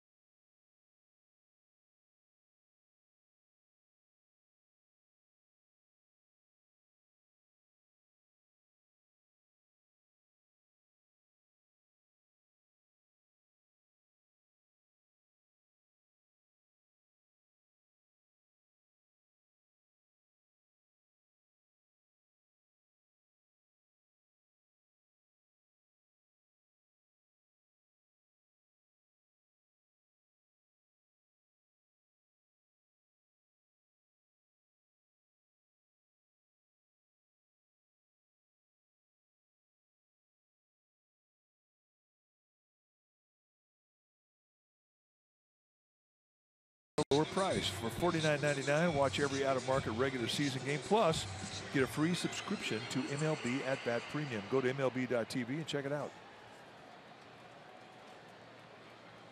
What a couple of clowns. Literally.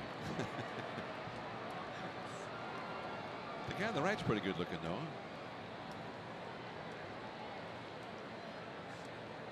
Gorky Hernandez is twice grounded out to short. Kershaw back to work to start the 8th inning. Ball 1. Pitch number 93 thrown by Kershaw. Steven Duggar, who's been the big hitter for the Giants tonight against Kershaw, is on deck.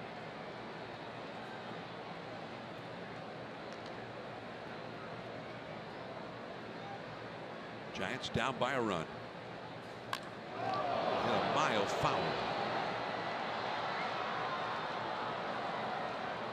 The sweet level down there. I guarantee you, the folks that bought those seats were not thinking they were going to get a foul ball up there tonight.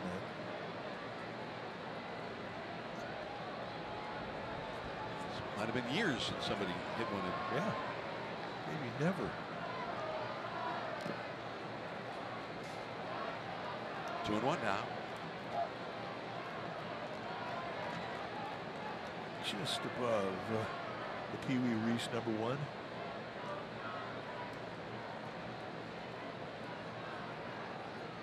Hall of Famer from the Brooklyn Dodger days. 3-1. Although he's still a Dodger, still the shortstop when they moved from Brooklyn to LA for 1958.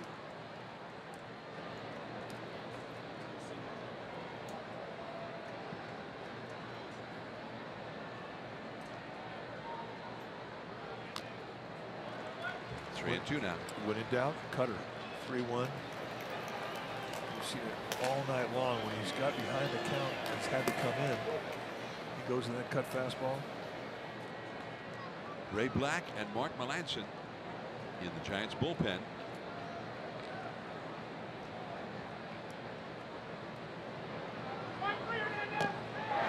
And he changed up on it for the strikeout. Number 8. With a 2-strike surprise. Center fielder number 6, Steven Duggar.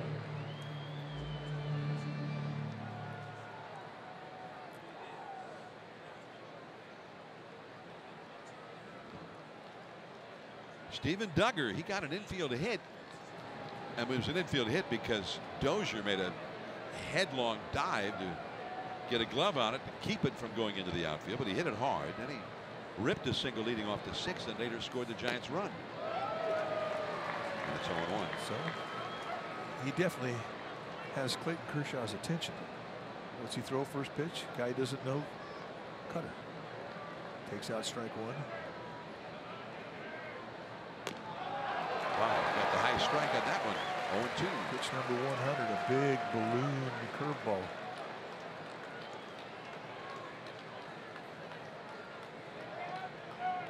Dodgers have a stirring in their bullpen for the first time.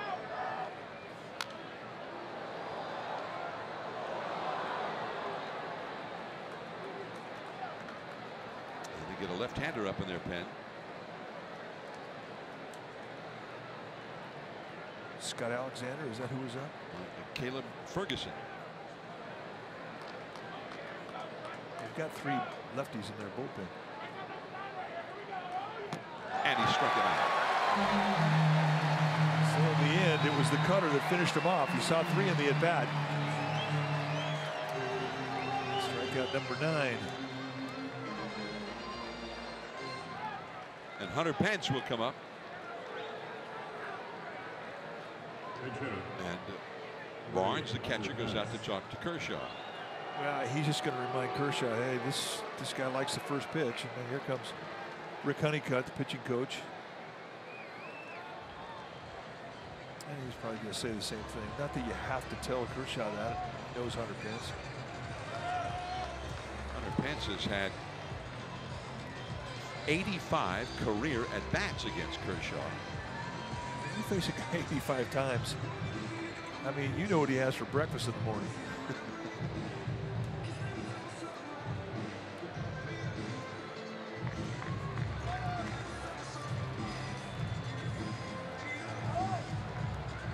Pence has gotten a little bit better against Kershaw over the years. I remember at one point he was like 4 for 50 against him, something like that, 4 for 53. He now is still not good, but he's 16 hits and 85 at bats against him with a home run. Now he always chokes up, but he's up to bat about another inch. His pitch cutter. I mean, he's riding the one pitch right now.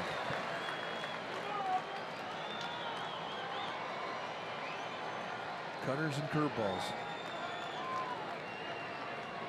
McCutcheon on deck. Well, after the cutter, there's the curve, and he's ahead of him, 0-2.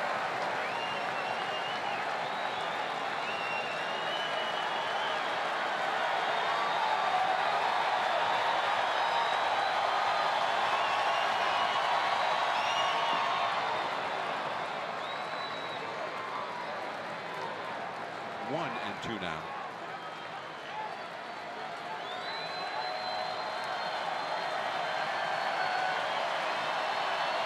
The outfield is very deep, shaded a bit toward right.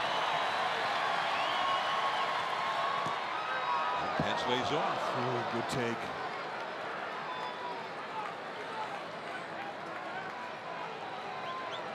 Pence, the last 2 years, by the way, we mentioned he's done better. 10 hits and 19 at-bats. His last 19 at-bats. He's done well. back over the screen.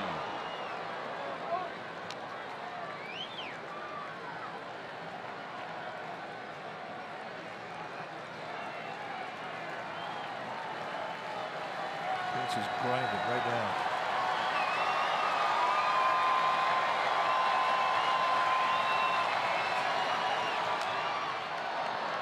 Another foul out of play. So the battle continues here. Pence the possible tying run. It would take a homer for him to tie.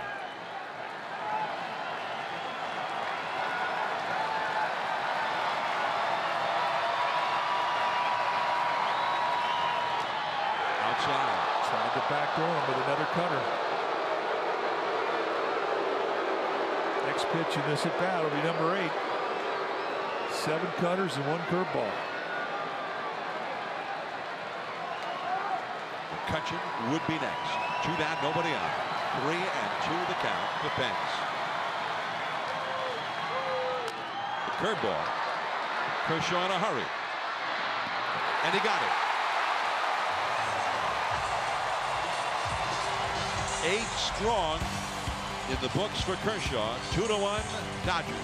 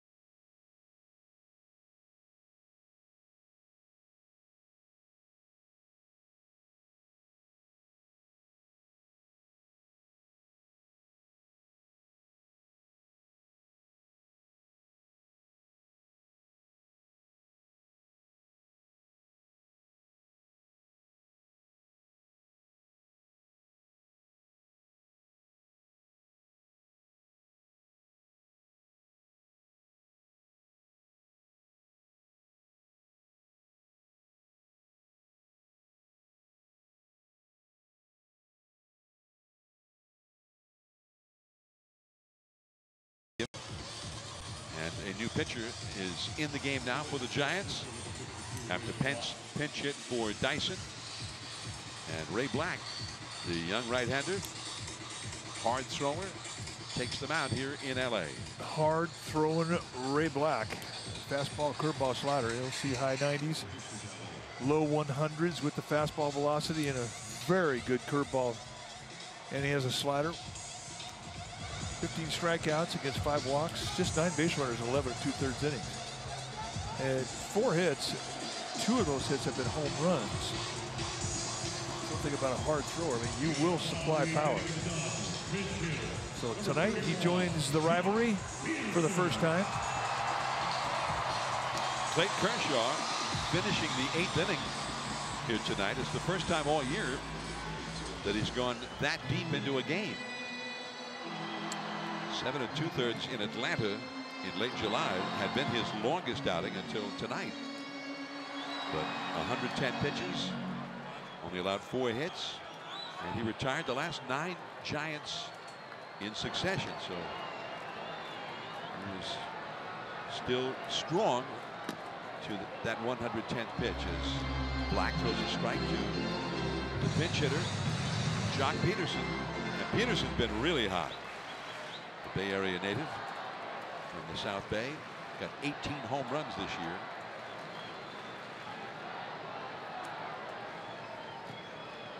Did he swing? No.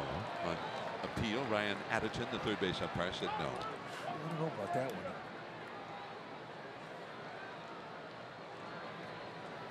Sam Dyson went 1 inning, no runs, 1 hit allowed. 17 pitches thrown. Now Black.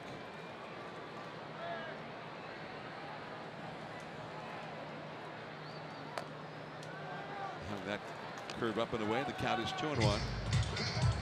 Jock Peterson, 18 homers and 297 at bats. So he also has been doing his best hitting lately.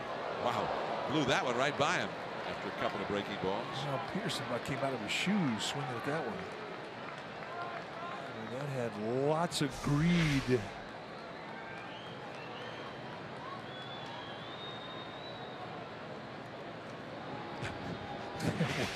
Instead, hit 98 blowing by him, but he's a good fastball hitter. Popped up foul and back out of play. 45,229, the paid crowd at the Dodger Stadium for the Giants and Dodgers tonight.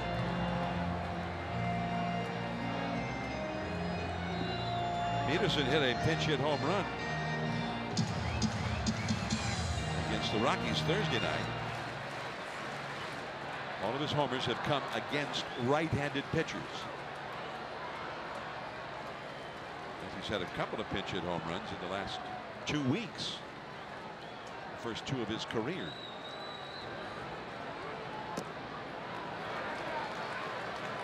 Three and 2.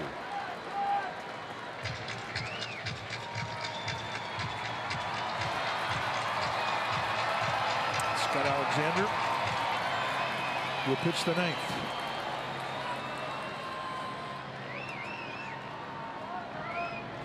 Veteran left-hander, used to be with Kansas City. Darno gets to it. It's hit hard, but one away. Right on the button. 107 miles per hour. You don't have a lot of range when a guy's running 107 out at you on the ground.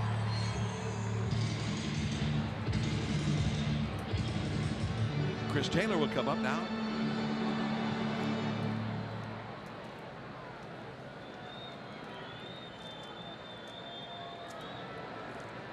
Taylor has had an infield single and twice struck out. All of that was against Bumgarner.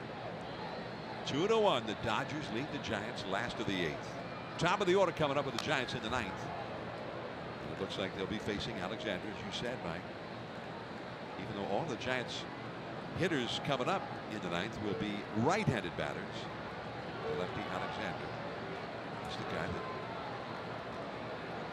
is being trusted by Dave Roberts in the absence of Kenley Jansen.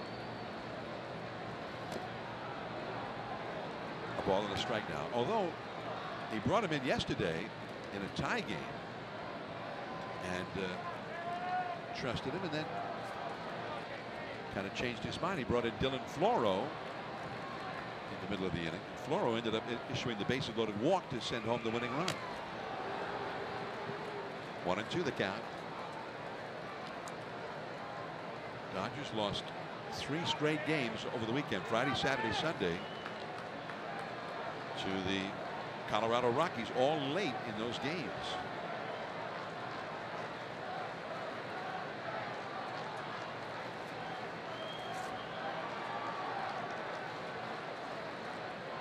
One and 2 to Taylor. He's got a lot of power and speed. Did he swing? Yes. First base umpire Eric Cooper on appeal rings him up. 2 down. Well, when a guy throws 98, you have to cheat. You got to start early, and that right out there in the 50-50 zone. Some you get, some you don't get. But when you're cheating, you're more susceptible to not be able to hold a check swing. Just an explosive curveball from Black.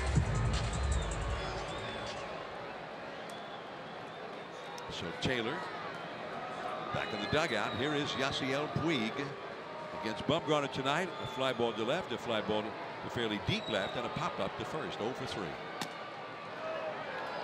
Strike one on Puig. Now he winds on every pitch.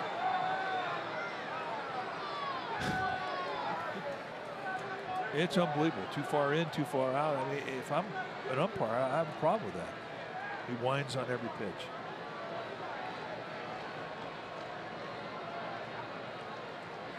Did he swing?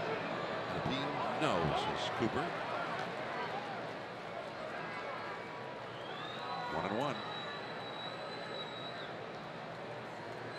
The outfield is deep straight away. The right fielder especially. McCutchen way off the right field line. Oh man, that was nasty. And it's 1-2. That's a healthy curveball. And remember, this Puig's seen it for the first time. So a hitter is kind of disadvantaged. When you see one like that. 83 miles an hour. Very tightly spun. 2-2. Black is in his 13th game. He's now pitched 12 and a third innings. He's only allowed 4 hits. 16 strikeouts in 12 and a third. Make it 17 in 12 and 2/3. So an impressive 8th. The Giants down by a run. McCutchen, Darno, Posey, Dua, Longoria 4th. Alexander coming in.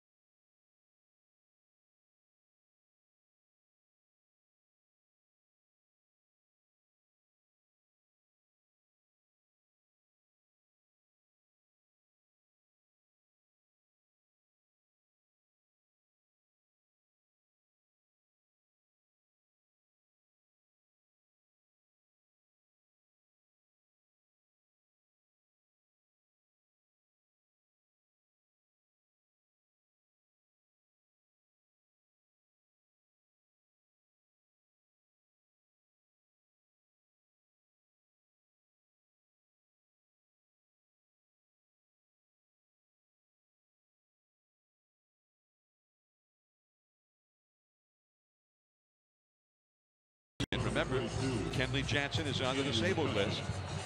So there is Alexander into the game. 54th game that he's come into. He's a sinker slider guy. And you take a look and see what righties hit against him. 259, lefties 189.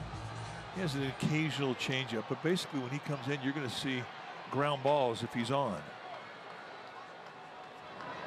And you really don't see that many sinker slider guys from the left side.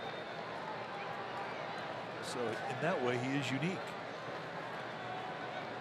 Dodgers make several defensive changes in this inning as McCutchen stands in. One away. McCutchen is promptly retired. That's the first time that McCutchen has ever batted against Alexander in a big league game. Jock Peterson now in left field. Cody Bellinger moves from first base to center field. And Max Muncy comes in to play first base. And Chris Taylor is now at second base.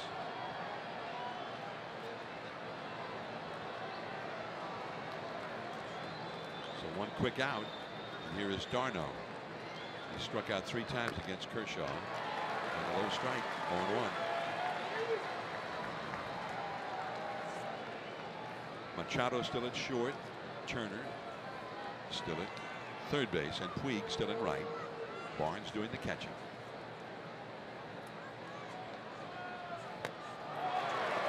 Quickly 0-2. That's a good slider right there.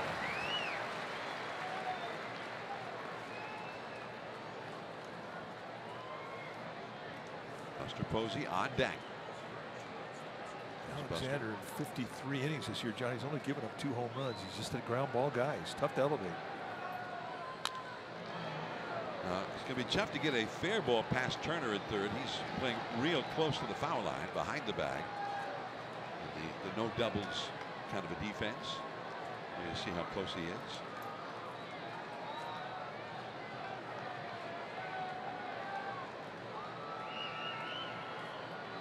Trying to get the Giants going here.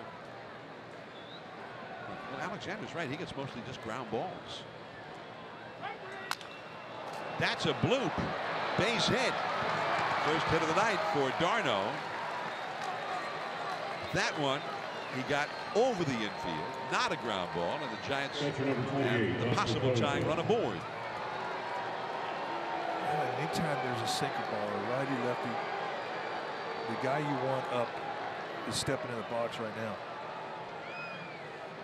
Posey's inside out swing is the best defense against sink.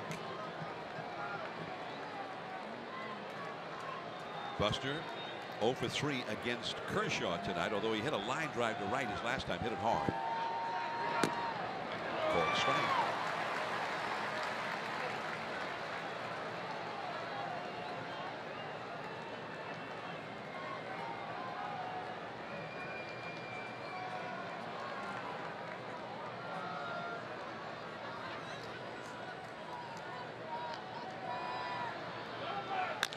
Base hit to center field. Darno had to hold on to make sure nobody caught it from where he was standing. He couldn't tell. He goes to second. Ball hit hard by Buster up the middle. And here comes Longoria. He's going to hit with the runner in scoring position. I mean, this is where the Dodgers have been vulnerable. When Kenley Jansen went on the disabled list, they have not been able to fill the void.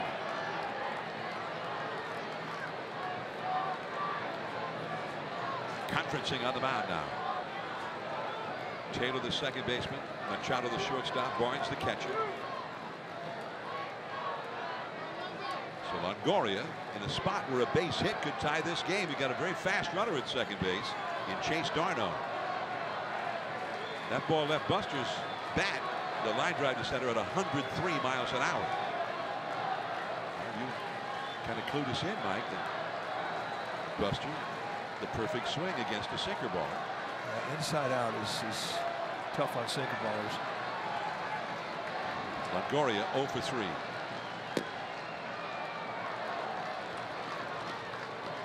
Longoria has had 2 at-bats in his career. That's all. But has hit a single and a double in those 2 at-bats against Alexander in the past. Dodger bullpen is quiet.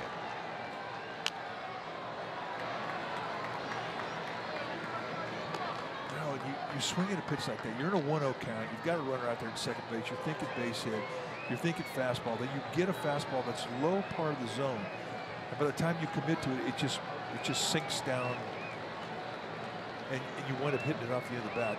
That's when you go out and you have a word with yourself. The conversation goes like this: how do you hit a sinker ball? You look up, try and get him to throw you something up above the knees. Very slowly. There's one. Back to first. Not in time. Darno to third base. Posey out at second.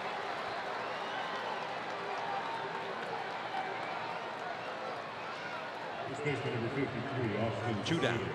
And the rookie Austin Slater, the Giants' final hope, the possible tying run, just 90 feet away.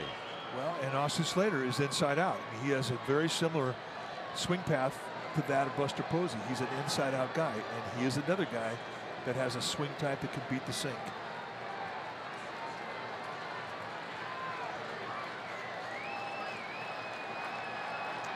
Darno down the line from third. Longoria away from first. 0-1. On the measure, 1 to rake. The Giants down 2-1. 2 men on, 2 men out, 9th inning.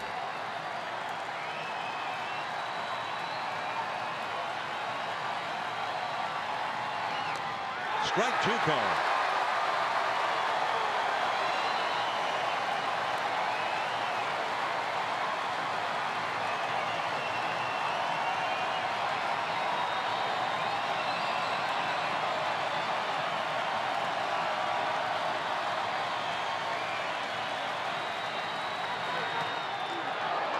the inside. Cut that. Good 0-2 pitch. Good waste pitch. He hasn't thrown the slider. There's Garneau, the possible tying run at third. Muncy on the bag at first with Longoria. Way inside. Again with the cut at 93.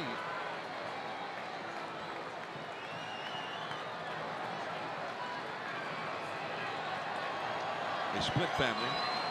A Giants fan and a Dodger fan.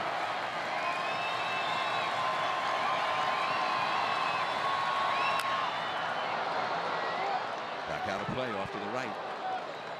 Watch that ball come off the bat, but you look down right field, you saw where Yasiel Puig's playing. He is playing right field like the hitter was a left-handed pull hitter. I mean, he's really close to the line. About 8 steps out of straightaway position towards the line. They really think that Austin Slater's going to go that way. Look out and hit him. And now the bases are loaded. He had 2 strikes on him. A quick 0-2 hole for Slater. Fouled off a couple and then finally gets hit to load the bases. And Nick Hundley is going to pinch hit for Alan Hansen. Hitter number 5, Nick Hundley.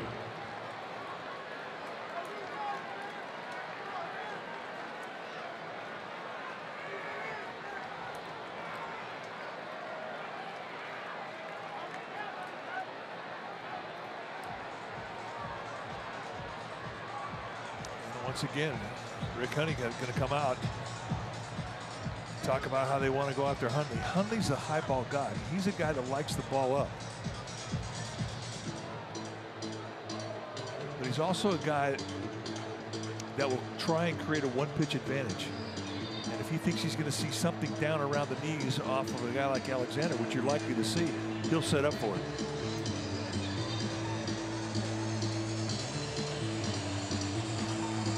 Hundley's had 3 previous plate appearances.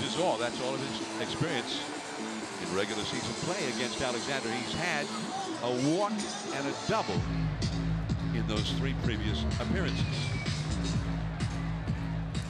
Not only did that hit by pitch load the bases, now the possible tying run is at third. The possible go-ahead run is in scoring position. Longoria at second. The outfield is deep all the way around. Line drive, base hit, right center field. The tying run scores. The go-ahead run scores. Slater to third.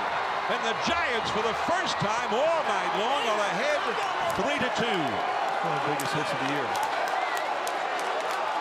He set up for it. He got it. He was thinking the other way. A lot of discipline in that at bat. He executed exactly what he wanted to do.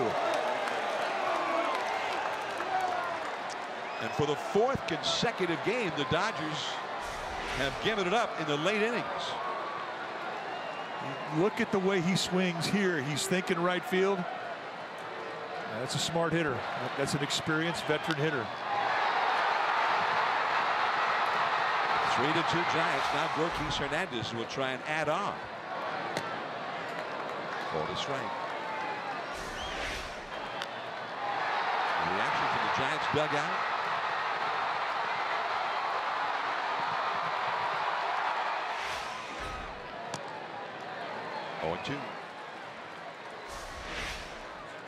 Hundley's 5th pinch hit of the year in 12 pinch hit at bats. I think he's pumped up. Guy went up there with a plan and executed. Cutting off the inside. And you talk about stomach punching 45,000 people. And there was quite a reaction. There were a lot of Giants fans in this ballpark. They may not all have their orange on, but there was a lot. Big reaction to that. In the dirt, and a save by Barnes, which may have saved a run. It was Slater who moves pretty well over at third.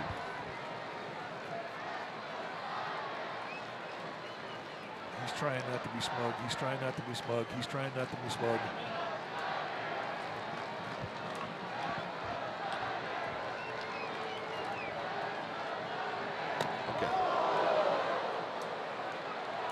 3-2. The Giants will be trying to save a lead. The question right now is how big a lead will it be? 3-2 the count. Hundley from first goes. Base hit to center field. Hundley will head for third. Bellinger's throw is offline. Scoring on the play, Slater. 4-2 Giants. A 3-run rally here in the 9th inning. Yeah, 2 strike at bat. 2 strike, 2 out. The center of the field. You think back up the middle, and again, a guy with a plan executing. Giants with a 2-run lead. The Dodgers, for the first time, have action in their bullpen here in the 9th inning. Dave Roberts wondering what is happening here. This Baez, the right-hander, starts to throw. It happened 3 straight days at Coors Field in Denver.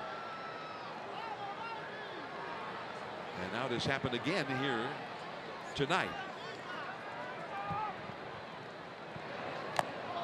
Foul tip by Duggar. Duggar, who had 2 hits and had scored the only run of the night for the Giants against Clayton Kershaw.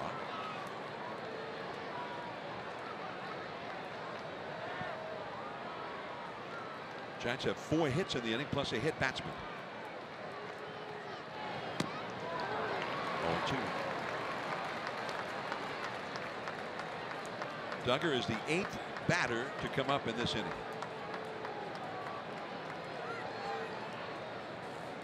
Will Smith, the Giants closer, getting ready for the last of the 9th. 2 on, 2 out. There goes the runner from first. And Borges takes second base uncontested. Steal for Borges Hernandez.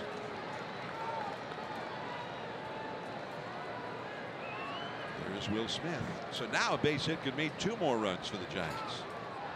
The outfield toward the left field side against the rookie Duggar. 2-2. That's 27 pitches thrown in this inning by Alexander.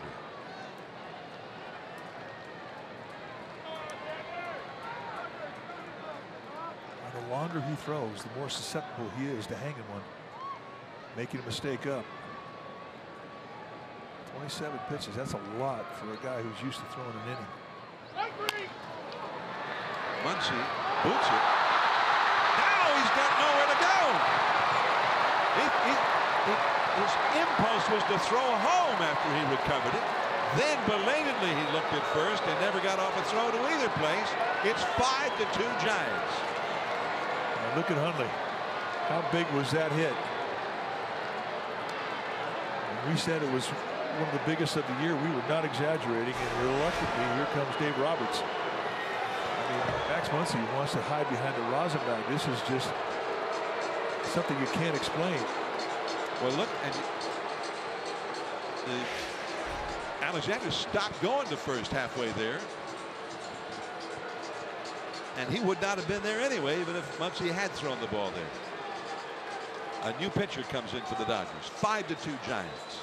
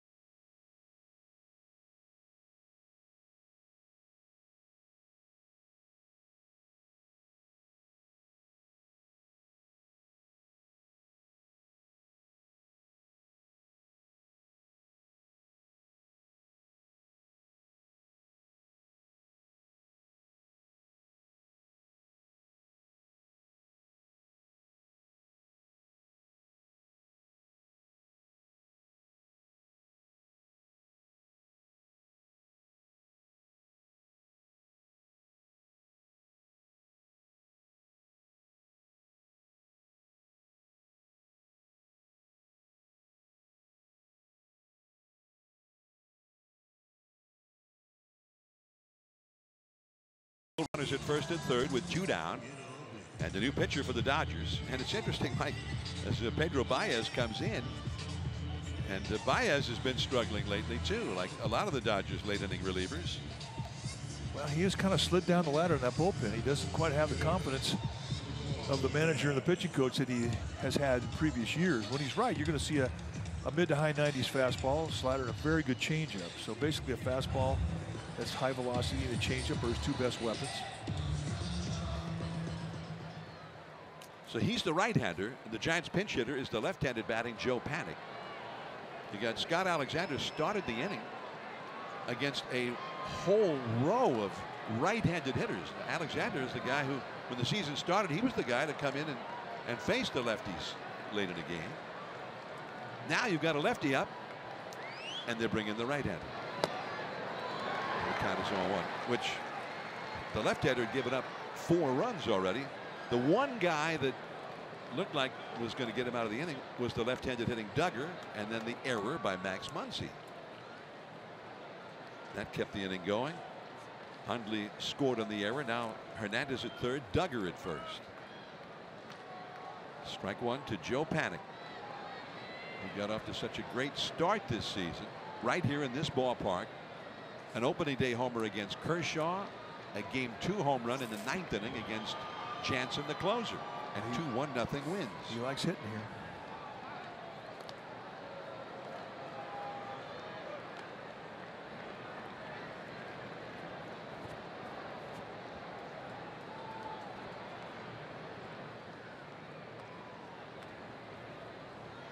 Five to 2 Giants. Still batting in the 9th. The 9th batter to come up. There goes Duggar. And there's no throw. Duggar takes second base uncontested. When we say uncontested, we mean no throw, but the first baseman was playing on the bag with him.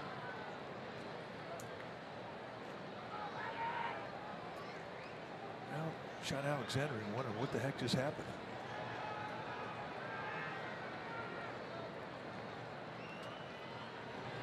And that is all. So Baez puts away Joe Panic. The Giants get 4 runs. The big hit, Nick Hundley, pinch hit, 2-run single to put them ahead. 5-2 Giants. To the last of the ninth we go.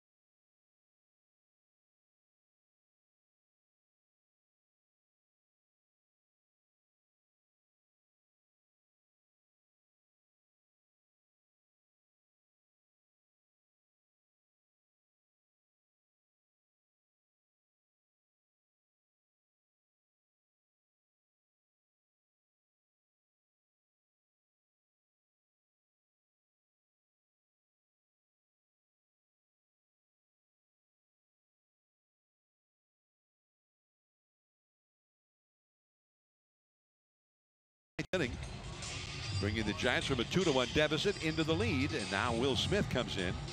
The Giants make a couple of adjustments in the middle infield as Will Smith takes the mound looking for the save. Take a look at what he has done in 39 games. 8 saves, 1 and 2 with a 2.11 ERA. He's been very good. And this is a save opportunity.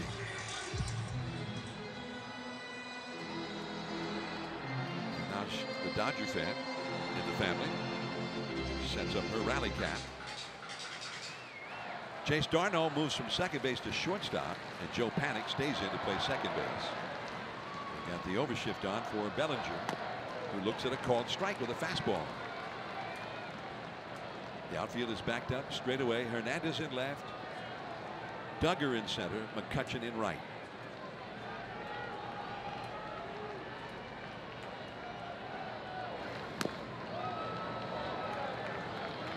One and one. Close. Smith's thinking, oh, that looked pretty good from here.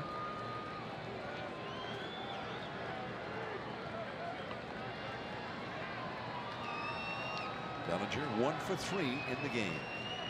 Had a single his last time. And that one breaks in there for a called strike 2. Just a slider that's a different snap.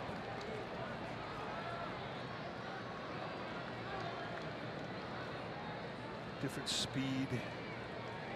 Darno moves back to the shortstop side of second base. He had been to the right side before. Over the screen, out of play. So a 94-mile-an-hour fastball. They set that target up with the knees on the outside corner. Wound up going right above his hands on the inside corner. So in essence, a pretty good miss. And when you establish that pitch, that sets up soft stuff away.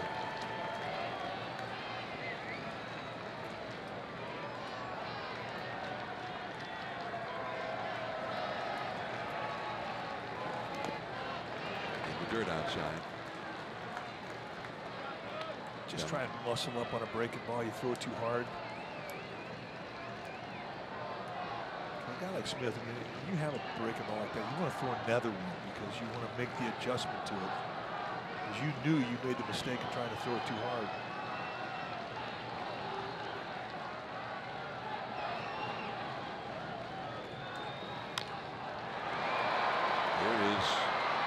Ortiz Hernandez, one away. So he comes back with another breaking ball, and that was perfect. So now Austin Barnes will come up.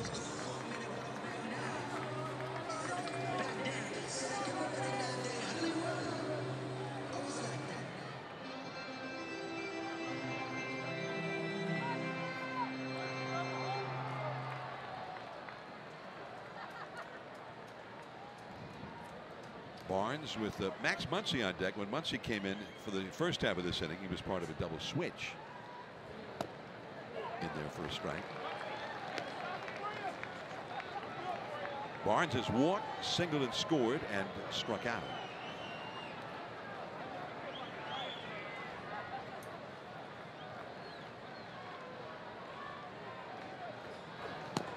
Strike 2 call.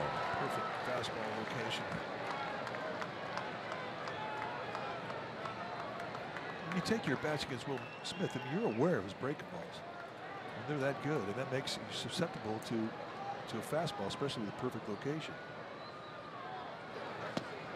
Checks his swing, and that was the assessment of Eric Cooper, the first base umpire, on appeal. No swing.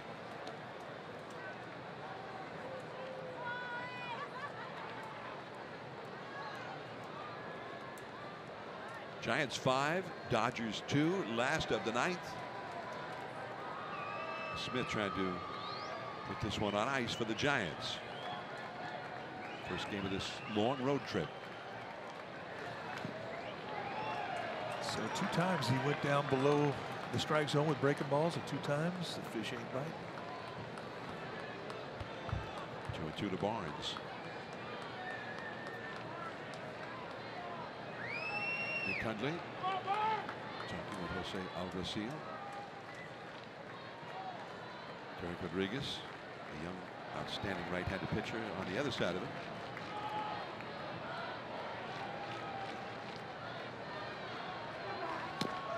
Ooh, that was close. Not that far off from where the first strike, or the second strike of this at bat was. So from Barnes' perspective, he goes 0-2 to a 3-2. This is where you take advantage of a 3-run lead. You give him a pitch to hit, say, here, hit it.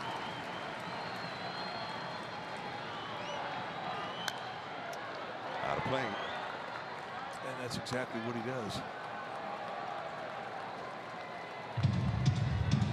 Dodgers got a run in the 4th inning. Really on a pop fly that resulted in a horrific collision. Brandon Crawford and Gorkis Hernandez. Then they got a run in the 5th and a home run by Turner. They have not scored since. The Giants got a run in the 6th and 4 here in the 9th. They lead 5-2. No swing. It's a walk. It winds up being a great at bat for Barnes. First baseman number 13, Max Muncy.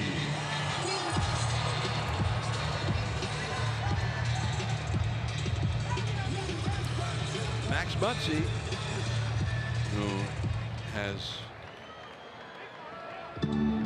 found himself as a big leaguer here with the Dodgers. He's hit 26 home runs this year in 297 at bats, no less. So one homer every 11 and a half at bats, which is amazing.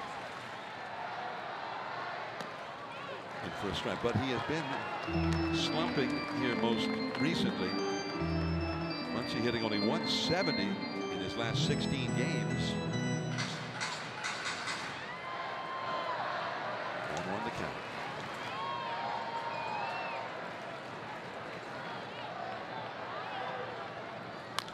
Popped up.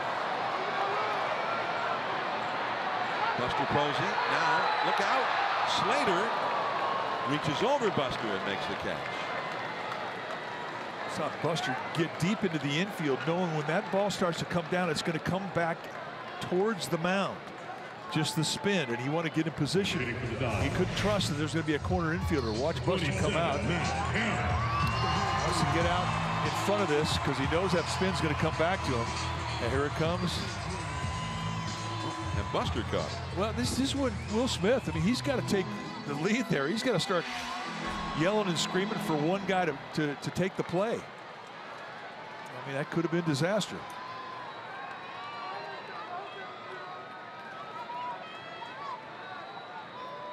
Two down.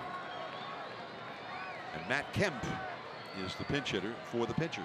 And they made the double switch in the first half of this inning. They got one extra spot in the lineup from number 9 to number 1 when they brought in Alexander. Matt Kemp was mired in a terrible slump. 3 hits in his last 50 at bats.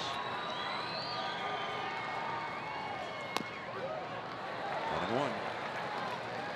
Kemp was hitting .318, and then after going 3 for 50, his average is plummeted by 35 points, which is late in the season for that to happen. 1-1 the count. Strike 2 call.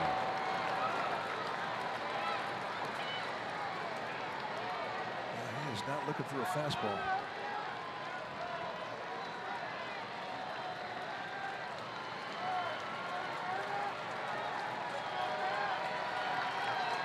Two down in the 9th. And the 1-2 pitch. Check swing. No. And somehow manages to hold up the swing.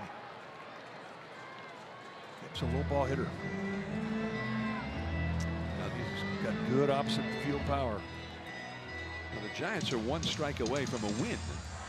On the flip side, if Kemp gets aboard, the man on deck becomes the possible tying run, and it's Justin Turner, who's hot.